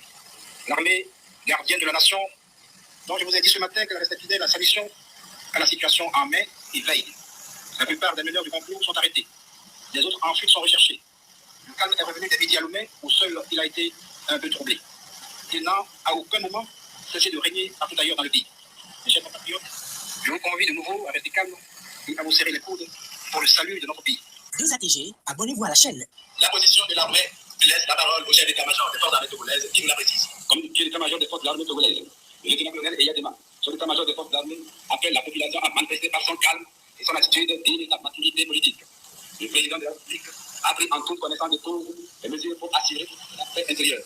Je convie donc les Togolais sans exception à reprendre le travail immédiatement. Faites confiance à votre armée qui reste et demeure au service du pays. Voilà. Et donc, comme on est en train de faire un peu d'histoire, ce sont des faits, hein. Ce sont des faits historiques. Sans exception à reprendre le travail immédiatement. Faites confiance à votre armée qui reste et demeure au service du pays. Ce sont des faits. Et donc, ce mouvement, évidemment, Brzezinski qualifiait les gens du Cuit des gens haineux qui voulaient ramener, je sais pas, il les qualifiait comme il voulait parce que bon, il sait que ce sont ses adversaires de toujours qui voulaient le déstabiliser. Et l'armée a fait semblant de s'interposer entre les deux parties, alors que déjà l'armée tirait les ficelles. Et donc, dans la foulée de ces événements, Brzezinski a été obligé, plus tard, de démissionner. Et il y a eu ce gouvernement de Dadjo de 3 mois. Et après, Eyadema est venu au pouvoir le 14 avril 1967. D'accord? Quand Eyadema vient au pouvoir, ce sont les gens qui manifestaient avant, certains qui manifestaient avant. Je suis en train de vous décrire un certain nombre de choses pour que vous compreniez d'où on vient et pourquoi c'est plus en plus, pour comprendre ce qui se passe aujourd'hui. Pour comprendre ce qui se passe aujourd'hui. Parce que cette frange des nationalistes, je ne dirais pas que ils ont réfléchi, ils se sont dit, la seule façon pour nous, je ne vais pas assimiler ça de la trahison, mais la seule façon pour nous de se défaire de notre ennemi de toujours, donc Brzezinski, c'est de nous allier avec l'armée. C'est comme ça qu'ils sont allés vers Eyadema. Alors que Eyadema était censé être celui qui avait assassiné leur leader. Vous voyez? Et donc, quand Eyadema vient en 1967, évidemment, les premiers qui vont rentrer dans son gouvernement, il y avait beaucoup qui étaient nationalistes. Vous avez par exemple Théophile Mali, qui lui, on connaissait plus ou moins sa position par rapport à Olympio, même les archives qui ont été déclassées le disent. Vous avez Paulet Eko, qui était aussi avec, qui est rentré dans le gouvernement, c'était un nationaliste. Vous avez Bengbeni Namale, c'est le père de l'actuel ministre. Je reviendrai sur ça. Bengbeni Namale, qui était au gouvernement. Vous avez, comment appelle-t-on, je pense Pierre Adosama, qui était au gouvernement. Vous avez, qui d'autre encore, Pierre Adosama, vous avez qui d'autre encore? Je ne sais pas si Tchoba Boukari était, je pense que oui, Tchoba Boukari était, parce qu'il revenait de la France, il était de la jeune, il était au ministère de l'économie, tout ça. Et donc, il y a eu une espèce de syncrétisme. Hein? Il y a eu une part qui sont venus des nationalistes et une autre partie qui est venue de quelques automobiles progressistes, comme on le dit. Donc, c'est déjà été au gouvernement. Se disant que, il y avait Mivedor. Et se disant que, bon, comme il y a des mots, c'est un analphabète, excusez-moi, entre griffes, il connaît bien du pouvoir, on va l'entourer, puis après on va le dégager, et puis on va prendre le pouvoir. Sauf que Eyadema était plus malin qu'eux. C'est ça la réalité. Et donc, ils sont rentrés au gouvernement, mais avant de rentrer au gouvernement, c'est l'armée qui les a manipulés. Il y a un livre, donc je vais vous lire les extraits, vous allez voir, les gens qui ont fait la campagne pour que les militaires viennent au pouvoir en 63. Vous allez voir. Vous allez voir. Parce que ces faits-là, beaucoup n'en parlent pas souvent. Beaucoup n'en parlent pas pour une raison que je vous expliquerai plus tard. Parce que c'est une partie de l'histoire que les gens n'aiment pas évoquer. C'est pour ça que je l'évoque aujourd'hui.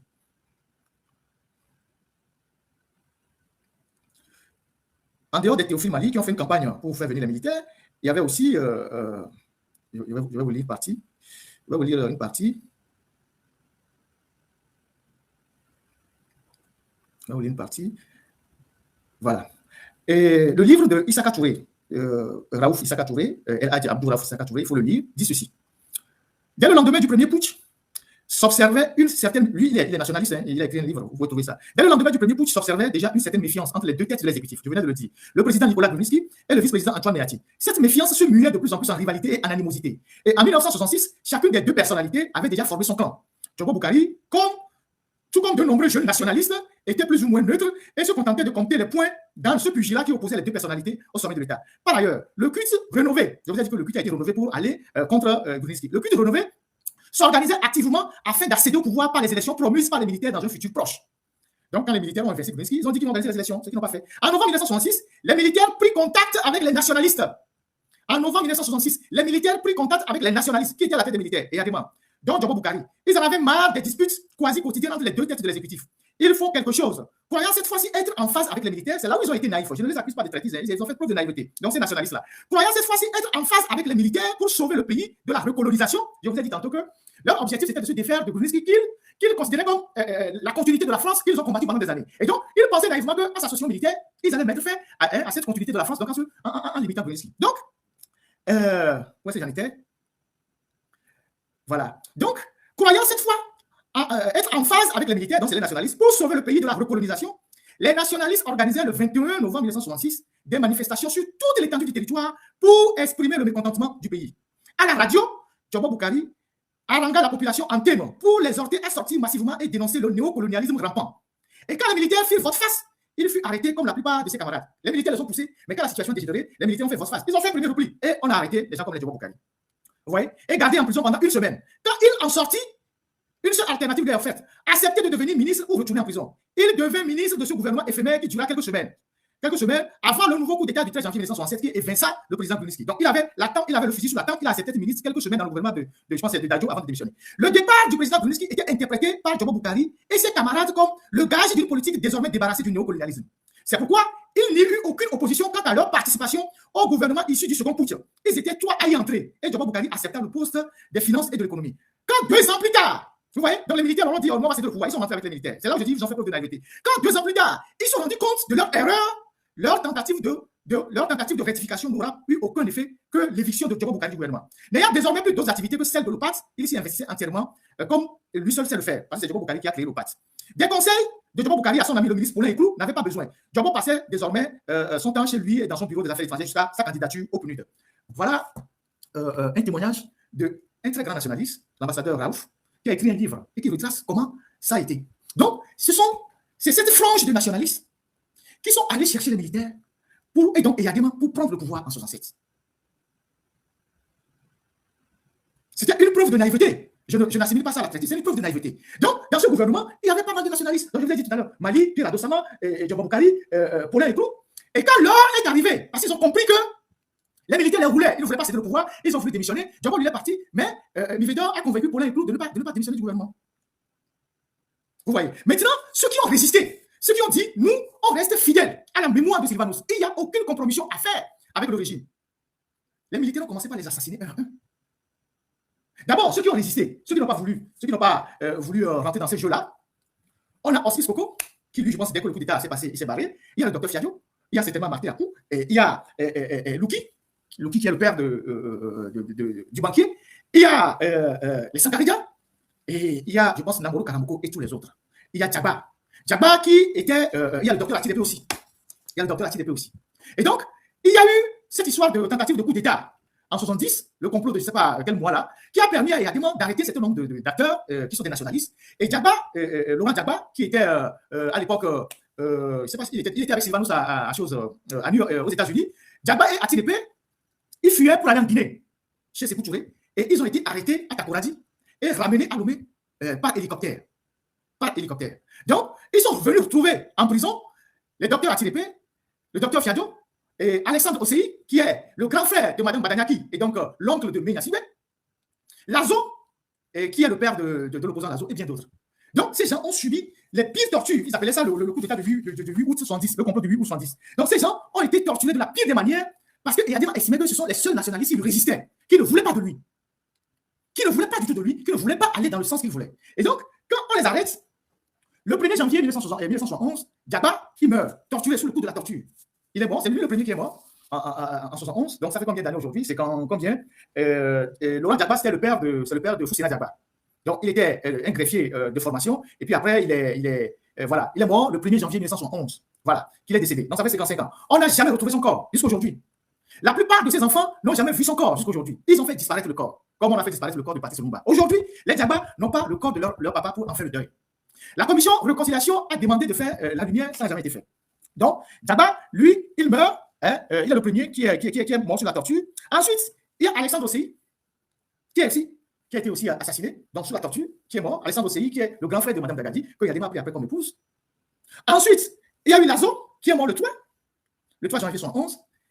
Et les autres, Yadema, face au tollé que cela a suscité, Yadema a été obligé de les libérer le 13 janvier 1971. Le docteur Atilepe, Fiadou, tout ça ont été libérés. Pourquoi je vous raconte toute cette histoire-là? Je veux qu'on me passe la photo de l'Assemblée élue en 58. Ça. Pourquoi je parle de cette histoire? Je parle de cette histoire pour en arriver quelque part. Voilà. Vous voyez cette photo-là, il faut bien la rapprocher. Quand vous voyez cette photo que je suis en train de projeter, moi-même, je vais le voir sur mon téléphone, vous allez voir l'Assemblée élue de 58. Tout le monde est là-bas. Je vais vous donner les noms. Je vais vous donner les noms, un instant, la technique et tout ça. Sinon, la technique. Je vais vous donner les noms de tous ceux qui sont sur la photo. Un instant, si vous voulez. Alors, vous avez quoi? Vous avez Sylvain Solimpio sur la photo. Vous avez Laurent Diaba. Il est juste pas trop loin. Vous avez Michel Ayassou, donc Tablibo, qui est un cousin d'Aboibo. Vous avez le docteur Fiao Emmanuel. Vous avez Paulé à côté. Vous avez Michel Tchetré de Bassa. Vous avez Maman Moumouni, qui est, je pense, de Kabou. Vous avez quelqu'un de Bafilo, dont je ne vois pas bien le nom. Vous avez Maman Abouna de Sokode. Vous avez Benoît Palanga de la Makara. Vous avez Antoine Idriss Soumeati. Vous avez Sandiani Yanchabré d'Apon. Vous avez Mongore Yoma d'Apon. Vous avez Nana Malé Bengbeni. Donc, Nana Malé Bengbeni, c'est lui qui est juste, il est juste là après, en gros, après Sylvain Solimpio. Donc, c'est le père de Bengbeni actuel qui est ministre. Je vais vous faire l'histoire pour que vous voyez les liens qu'il y a par rapport au Nyasingbe. Vous voyez Namtougli. Namtougli, c'est lui qui est juste après. Namtougli, c'est lui qui est juste après Paulin à côté et au-dessus un peu c'est lui qui est juste après Sanvi de Tové. Sanvi de Tové qui est à gauche de Sylvain Solimpio qui a porté le lunette. À droite, c'est celui qui a porté le boubou, c'est Théophile Mali. Donc en gros, celui qui a porté le petit chapeau sur la tête après Sanvi de Tové, c'est Namtougli. Namtougli, c'est le père de celui qui était récemment ministre de la Justice et membre de la Cour constitutionnelle. J'appelle les noms pour que vous compreniez certaines choses. Je vais vous amener quelque part. Donc vous avez Namtougli. Vous avez Color Clément qui a été aussi assassiné, il fait partie de ceux qui ont résisté. Color Clément qui a été aussi assassiné. Vous avez Sanvi de Tové qui est le père de l'actuel président Jean-Lucien Sanvi de Tové. Alors, pourquoi je vous présente ces images-là? Quand vous voyez cette image-là, vous allez voir que les Nyasingbe, donc en partant de Eyadema, ils savent que Eyadema sait que c'est cette frange des nationalistes-là qui a commis l'erreur ou qui a été naïf, qui lui ont donné le pouvoir. D'ailleurs, toutes les chansons qu'on chante à la gloire d'Eyadema, on le chantait aussi pour Sylvain Solimpio. C'est ces nationalistes-là qui ont commencé, ces gens qui étaient naïfs, qui ont commencé à appeler Eyadema Foti, parce qu'il s'appelait Sylvanus Faux Silva. La chanson d'Enigma sur laquelle Eyadema dansait, c'est Sylvanus qui dansait sur cette chanson-là. Ils l'ont transféré sur Eyadema. Vous voyez? Et donc, parce que les Nyasingbe n'ont pas la mémoire courte, Foti, par rapport à son prénom Étienne. Donc, les Nyasingbe ont toujours utilisé d'une manière ou d'une autre cette frange des nationalistes-là pour consolider leur pouvoir et briser toute tentative d'alternance au Togo. Et ils le font de façon intergénérationnelle. Qui est président de la République aujourd'hui? Sanvi de Tové. Vous pensez qu'ils l'ont choisi parce que, bon, il s'appelle Sanvi de Tové? Non. Parce qu'il est un symbole. Parce qu'il est un symbole. Le père de Pascal Boudjouna, par exemple, a refusé toute compromission avec Eyadema. Il est resté droit jusqu'au bout. Mais Eyadema a tiré vers lui son fils. Fort utilise aujourd'hui son fils. Bengbeni, son père était nationaliste. Namtougli, qui est resté pendant longtemps à la Cour constitutionnelle, ceux qui ont validé les faux résultats pendant les élections, il est sorti d'une maison nationaliste. Et Amados Djoko, vous connaissez? Amados Djoko, vous connaissez? Amados Djoko, c'était un inspecteur de sport. Mais c'est des gens qui ont fait l'animation politique et qui étaient à la JPA, Jeunesse pionnière agricole. Mais il a son fils ou bien le fils de son frère qui est à la Cour constitutionnelle. C'est une maison nationaliste qui est à la Cour constitutionnelle, Amados Djoko, qui est d'ailleurs l'oncle direct de Carlita Amorim, qui est la femme de Fort Nyasingbe. Vous voyez les liaisons, les combines, parce que tout le problème du Togo, en grande partie, est un positionnement pour certains autour des Nyasingbe, plutôt que de se battre véritablement pour l'alternance. C'est pour ça qu'on dit qu'il faut renverser la table. quand on dit il faut couper tout ça, les gens ne veulent pas parce qu'il y a des alliances intergénérationnelles. Ça, c'est ce qu'on voit. Mais il y a d'autres que vous ne voyez pas. Ça, c'est ce qu'on voit. C'est ce dont les enfants, on voit. Mais il y a ce que vous ne voyez pas. Quand le régime est en difficulté, il les sollicite. Il y a des alliances familiales. Il y a des alliances d'affaires. Il y a des gens qui sont depuis. Oui, il y a Mme Sankarija qui a été nommée aussi ministre récemment. Qui a été nommée ministre récemment. Elle est de là, je ne sais pas si elle est la fille de Sankarija, mais tout ça pour les Yassibé, c'est un symbole. C'est-à-dire, ils savent d'où est venu leur pouvoir et ils savent qui utiliser quand ils sont en difficulté pour consolider leur pouvoir. Donc, l'idéologie n'a jamais été biologique. Toi là, pour vous dire que ceux qui disent oui, nous, mais au Togo, il y avait deux partis politiques avec des petits alliances petites. Il y avait soit tu es progrès, soit tu es nationaliste. C'est ça la réalité. Il y a des gens qui étaient nationalistes, comme nous, nos parents, d'autres personnes, et il y a ceux qui étaient progressistes. Mais le fait que des gens qui sont issus des grandes familles de nationalistes aient fait des alliances avec les Nassibé et continuent de faire des alliances avec des Nassibé, d'aller au secours des Nassibé, ou que les Nassibé instrumentalisent quand ils sont en difficulté. C'est ça qui retarde l'alternance au Togo. C'est ça la réalité. Parce qu'à travers ce jeu-là, ils sont rentrés dans toutes les familles. Et quand on rentre dans les familles, on paralyse les familles. Parce que les gens sont beaucoup plus, plus intéressés par, voilà, c'est ma cousine, elle est la femme du président, c'est mon oncle, il est au gouvernement, que de lutter véritablement pour changer le pays. C'est ça la réalité. Et c'est tout ça qu'on vit aujourd'hui. Je vous ai dit que j'ai fait une enquête sur tous les liens des familles qui sont rentrés parmi les Nassibé. On vient de voir Ayassou. Ayassou qui est là-bas, il était de la branche progrès. Mais Ayassou qui est là-bas, mais sa soeur, c'est sa fille, a fait des enfants à Yadima. Donc, c'est une cousine d'Aboïbo. Est-ce que vous le savez? La mère de Naka Nyassimbe et de Yvonne Nyassimbe, Yvonne qui est décédée, leur maman est Ayassou. De la grande famille Ayassou. Après, vous avez les Sina, tout ça. Mais voilà, donc il y a Ayassou ici. Et Yadima a pris femme dans la maison. Alessandro Seyi, qui est de la branche nationaliste, Yadima a pris sa soeur. Madame Dagadi, la mère de Nyassimbe. Donc, voilà des réalités qui paralysent de l'intérieur la lutte que les Togolais mènent pour le changement ou pour l'alternance. Parce que d'une manière ou d'une autre, il y a toujours quelqu'un qui est quelque part, qui entend quelque chose qui va leur apporter parce qu'ils ont des liens de famille. C'est ça la réalité. Aujourd'hui, c'est une brèche que j'ouvre. Je reviendrai faire une grande émission sur ce qui, depuis 1966, et les alliances familiales que les Nyassimbe exploitent pour paralyser le combat du peuple togolais. Et les grandes familles qui se positionnent dans ces choses-là. Donc, il y a plein de gens dont les parents ont contribué à consolider le pouvoir des Yadima. Ils sont très nombreux. La liste est longue. C'est vrai qu'après, il a assassiné certains. Parce qu'à partir de 1969, quand il a viré les premiers du gouvernement et que les nationalistes ont compris que ils ont commis une erreur, ils ont commencé par activer certains de leurs frères qui sont des nationalistes dans l'armée pour essayer de liquider Yadima. C'est comme ça que les Assila ont été empoisonnés parce que Assila vient de la grande maison de Notiens, ils sont nationalistes. C'est comme ça que les Kromlans ont été assassinés plus tard. C'est comme ça qu'après les Congos ont été assassinés, tout ça. C'est comme ça qu'ils ont commencé par liquider les gens. Parce qu'ils ont compris que certains nationalistes ont commencé par s'appuyer sur leurs frères qui sont dans l'armée pour pouvoir se défaire des Yadima. C'est comme ça qu'ils ont commencé par les assassiner. C'est ça la réalité. Parce que les gens comme les Kromlans, les Kofi Congo, ils étaient déjà des Saint-Syriens.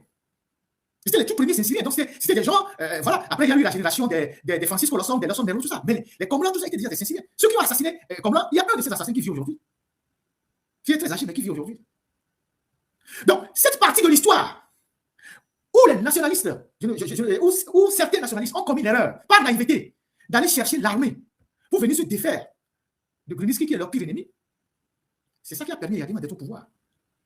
Et les Nyassimbe qui ne sont pas des gens dépourvus de mémoire, ils utilisent toujours ces gens-là, ils rentrent dans les familles. Vous avez ici le père de Jean-Michel Sami, le père Sami de Toré, il était également très brillant.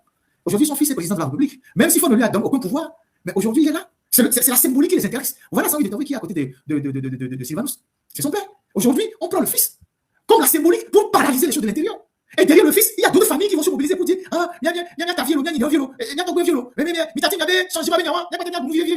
c'est ça la réalité.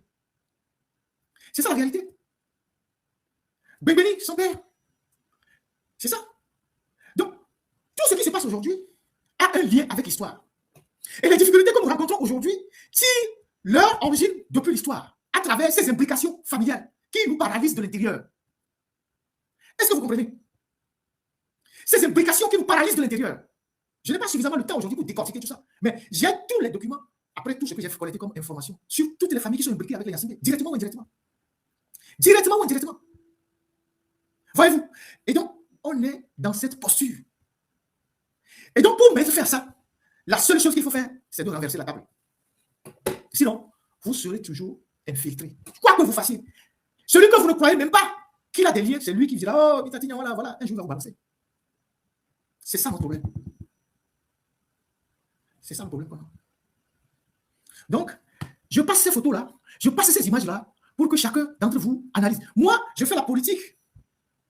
C'est-à-dire, je m'intéresse à la politique plutôt, je m'intéresse à la politique depuis longtemps, j'étais militant, je m'intéresse à la politique avec le regard de celui qui a étudié l'histoire. Et à travers l'histoire, je fais mes propres analyses. Et j'observe le comportement des gens et je tire mes conclusions. Et les faits sont sacrés. Et les faits sont là. Donc, chaque geste que les gens posent, analysez ça sous le prisme de l'histoire. Ne pensez pas que ce sont des gestes isolés, ce sont des actes isolés. Non, cela a toujours un lien avec l'histoire. Mivedor, mais ses enfants sont où? Mivedor qui fait partie de ceux qui ont dit, bon, écoutez, il faut s'allier avec Yadema. Ses enfants sont où? Ils sont aux affaires.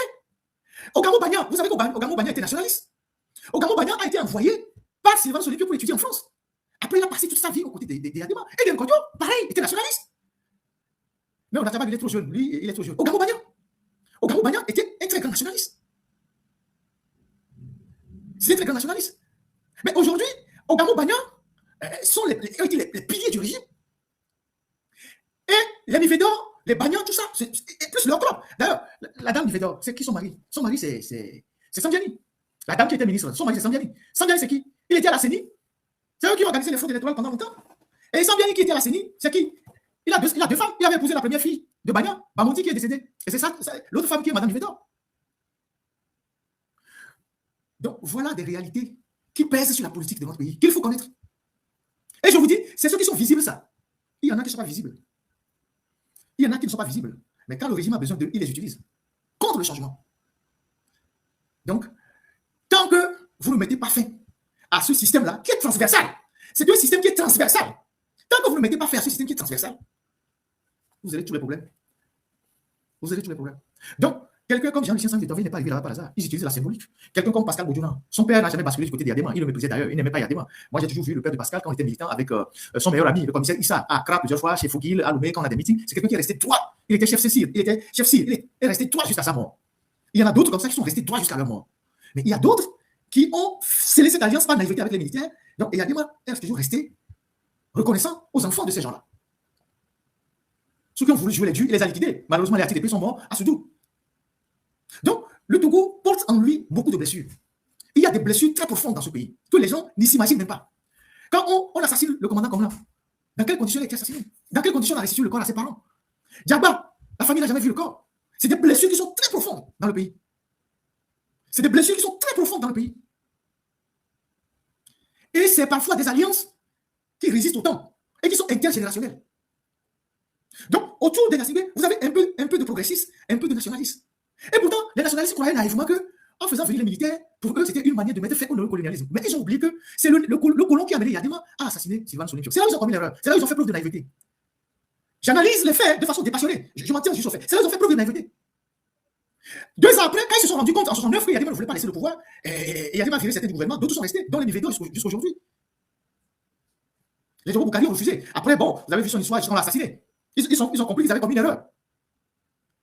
Donc, Sylvanus, je le dis, c'est lui qui est le premier à payer de sa vie pour le Togo. En plus des autres compagnons, que sont les Djagba, que sont les ATDP, que sont je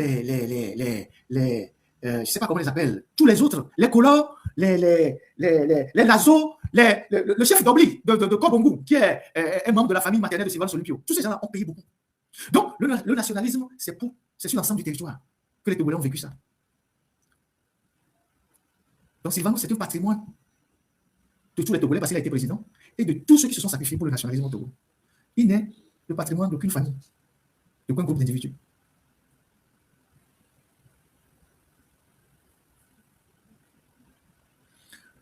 Je vais m'en arrêter là aujourd'hui. Chef CIR, c'était l'équivalent de préfet ou gouverneur, je ne sais pas, c'est selon, pendant le temps colonial, c'était l'équivalent de préfet ou de je ne sais pas quoi. Donc, je vais revenir, je vais inviter des gens. Je vous invite déjà à lire le livre d'Abdoul Raouf. Vous allez apprendre beaucoup de choses dans ce livre. Il y a d'autres livres. Je tiens à saluer le doyen Tété Godwin, qui a fêté ses 98 ans ces jours-ci. C'est quelqu'un qui a traversé tout le temps, qui connaît presque tous les acteurs politiques. Depuis plus de 20 ans que je le connais, que je le fréquente. Quand je venais en France, j'allais le voir à Créteil, à l'université là-bas à Créteil, où il s'asseyait dans le restaurant pour écrire ses livres. Il a toujours envoyé ses premiers livres aux journalistes comme ça, parce qu'il publiait des pamphlets chez nous. Aujourd'hui, il a 98 ans. C'est un homme de mémoire qui a beaucoup fait dans la recherche. Et il y a d'autres. Donc, la génération d'aujourd'hui doit apprendre de ces vérités-là et comprendre les difficultés que la lutte rencontre aujourd'hui. L'imbrication de certaines personnalités, de certaines familles, de façon intergénérationnelle. Et la transversalité de ce régime-là. La transversalité de ce régime-là. Maître Agba, si vous êtes dans le commentaire, vous pouvez donner le titre du livre à ceux qui en demandent. J'ai perdu le titre du livre. La transversalité de ces gens-là. Donc, aujourd'hui, la lutte que nous menons, c'est comment mettre fin à cette dictature. Et la fin de ce système-là ne doit pas enchanter tout le monde. Ça ne doit pas enchanter tout le monde. Il faut le savoir. Ça ne va pas enchanter tout le monde. Et la seule façon, aujourd'hui, de déconstruire ce système, c'est de faire ce qu'on fait, la sensibilisation, la dénonciation, tout ça. Et c'est pour ça que je voulais interpeller un certain nombre d'acteurs politiques en disant, quand on fait des analyses, les gens se fâchent, les gens insultent. Alors que quand vous êtes dans l'espace public, vous devez supporter les analyses. Si vous ne pouvez pas supporter les analyses, mais allez créer votre société, disparaissez de l'espace public. Aujourd'hui, on n'entend plus tous les leaders sur tout ce qui se passe au Togo. Tous les scandales, les problèmes, tout. Personne n'entend plus les leaders. Quand les leaders sortent, c'est juste pour faire un communiqué pour dire oui, code électoral, ceci, tout ça. On n'entend plus les leaders. La corruption, la mauvaise gouvernance, les difficultés, le manque de route, tout ça, on n'entend plus personne. On n'entend plus personne. Le professeur Gogué, il est aujourd'hui pratiquement le chef de file de l'opposition. C'est un brillant professeur d'université qui a formé des générations d'étudiants, d'économistes. Professeur, on aimerait vous entendre sur les questions économiques. On a besoin de vous entendre sur la dette du Togo. Pourquoi il y a autant de dettes au Togo? Où est passé l'argent? On a besoin de vous entendre quand on parle du port autonome de Lomé, quand on parle des mines qui sont dévoilées, quand on parle des banques qui sont privatisées. Vous êtes un économiste brillant. On a besoin de vous écouter, tout comme les autres opposants qui ont la capacité. Je vous interpelle parce que vous êtes économiste. Quand on parle de l'OTR, on vient de voter la loi de finances, vous êtes à l'Assemblée. On ne vous entend pas nous décortiquer la loi de finances et les boulots d'étranglement qui sont dans la loi de finances contre les Togolais. Vous savez que l'OTR a commencé par aller dans les maisons où les gens louaient pour leur imposer des taxes, toutes les maisons en location. L'OTR a commencé par aller dans les maisons et faire même des redressements aux gens. On a besoin de vous entendre. Tout comme on a besoin de vous entendre sur tous les privatisations, les mines. Parce que vous, en tant que député, vous avez certainement accès à des documents. On a besoin de vous entendre. Tout comme tous les autres responsables de la classe politique. Mais on entend les gens quand il faut dire, bon, il y a les élections, code électoral, dialogue. Non, c'est la déconstruction de la dictature, c'est un travail de conscientisation de tous les jours. Donc, tous les dossiers de corruption, par exemple, la cession du port autonome de Lomé au groupe MSC, qu'est-ce qui est derrière? La cession de IB Bank, qu'est-ce qui est derrière? De la PTCI, qu'est-ce qui est derrière? Les mines qu'on est en train de creuser, c'est pas, de manganèse à Gabon là-bas, qu'est-ce qu'il y a derrière tout ça? Pourquoi il n'y a pas de l'eau potable? Pourquoi il y a ci, pourquoi ça, il y a ça? Nous, les leaders d'opinion, on fait notre part. Mais vous, les hommes politiques, mais attendez. Mais quand on le dit, c'est pas pour. C'est une interpellation. J'estime que vous, en tant que professeur d'économie, M. Gogué, vous avez les compétences pour venir éclairer la lanterne des Togolais sur la question de la dette, sur les privatisations, que nous, comme ça. Aujourd'hui, c'est Ditri, plus ou moins, que je sollicite, on fait ça ensemble. Je te salue au passage Ditri, qui fait d'excellentes analyses. Mais vous, en tant qu'homme politique, vous devez parler au peuple. Vous devez montrer que si vous avez le pouvoir demain, vous pouvez gouverner. Vous devez montrer que dans tel domaine, vous avez les clés pour gouverner le pays. Quand on vous interpelle, c'est pas par méchanceté.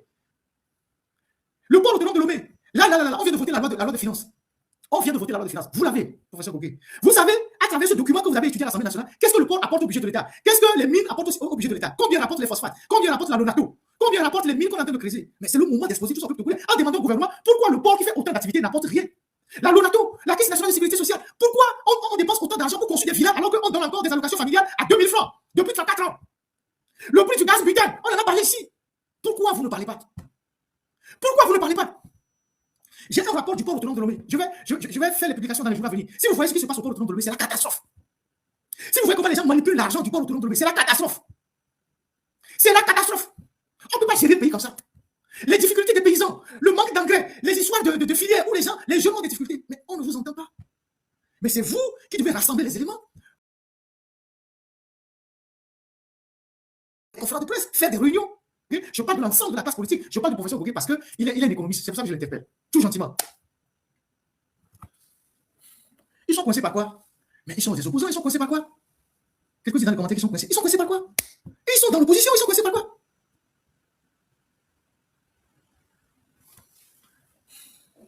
L'OTR qui étouffe, les opérateurs économiques qui étouffent les populations. On n'entend personne. Les amis, je vais m'arrêter là. Je pense que j'ai fait l'essentiel aujourd'hui.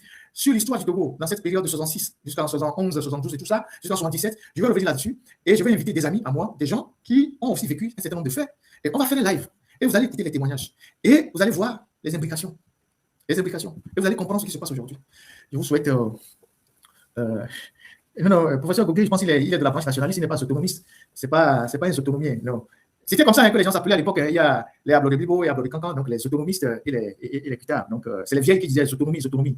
C'est ça. Donc, les autonomies, c'était comme ça qu'ils avaient dirigé un peu, ils avaient partagé un peu le pays, quoi. Donc, quand tu es une famille de autonomies, on te connaît. Quand tu es une famille de Ablové, on sait aussi. Donc, tout ça continue de jouer aujourd'hui.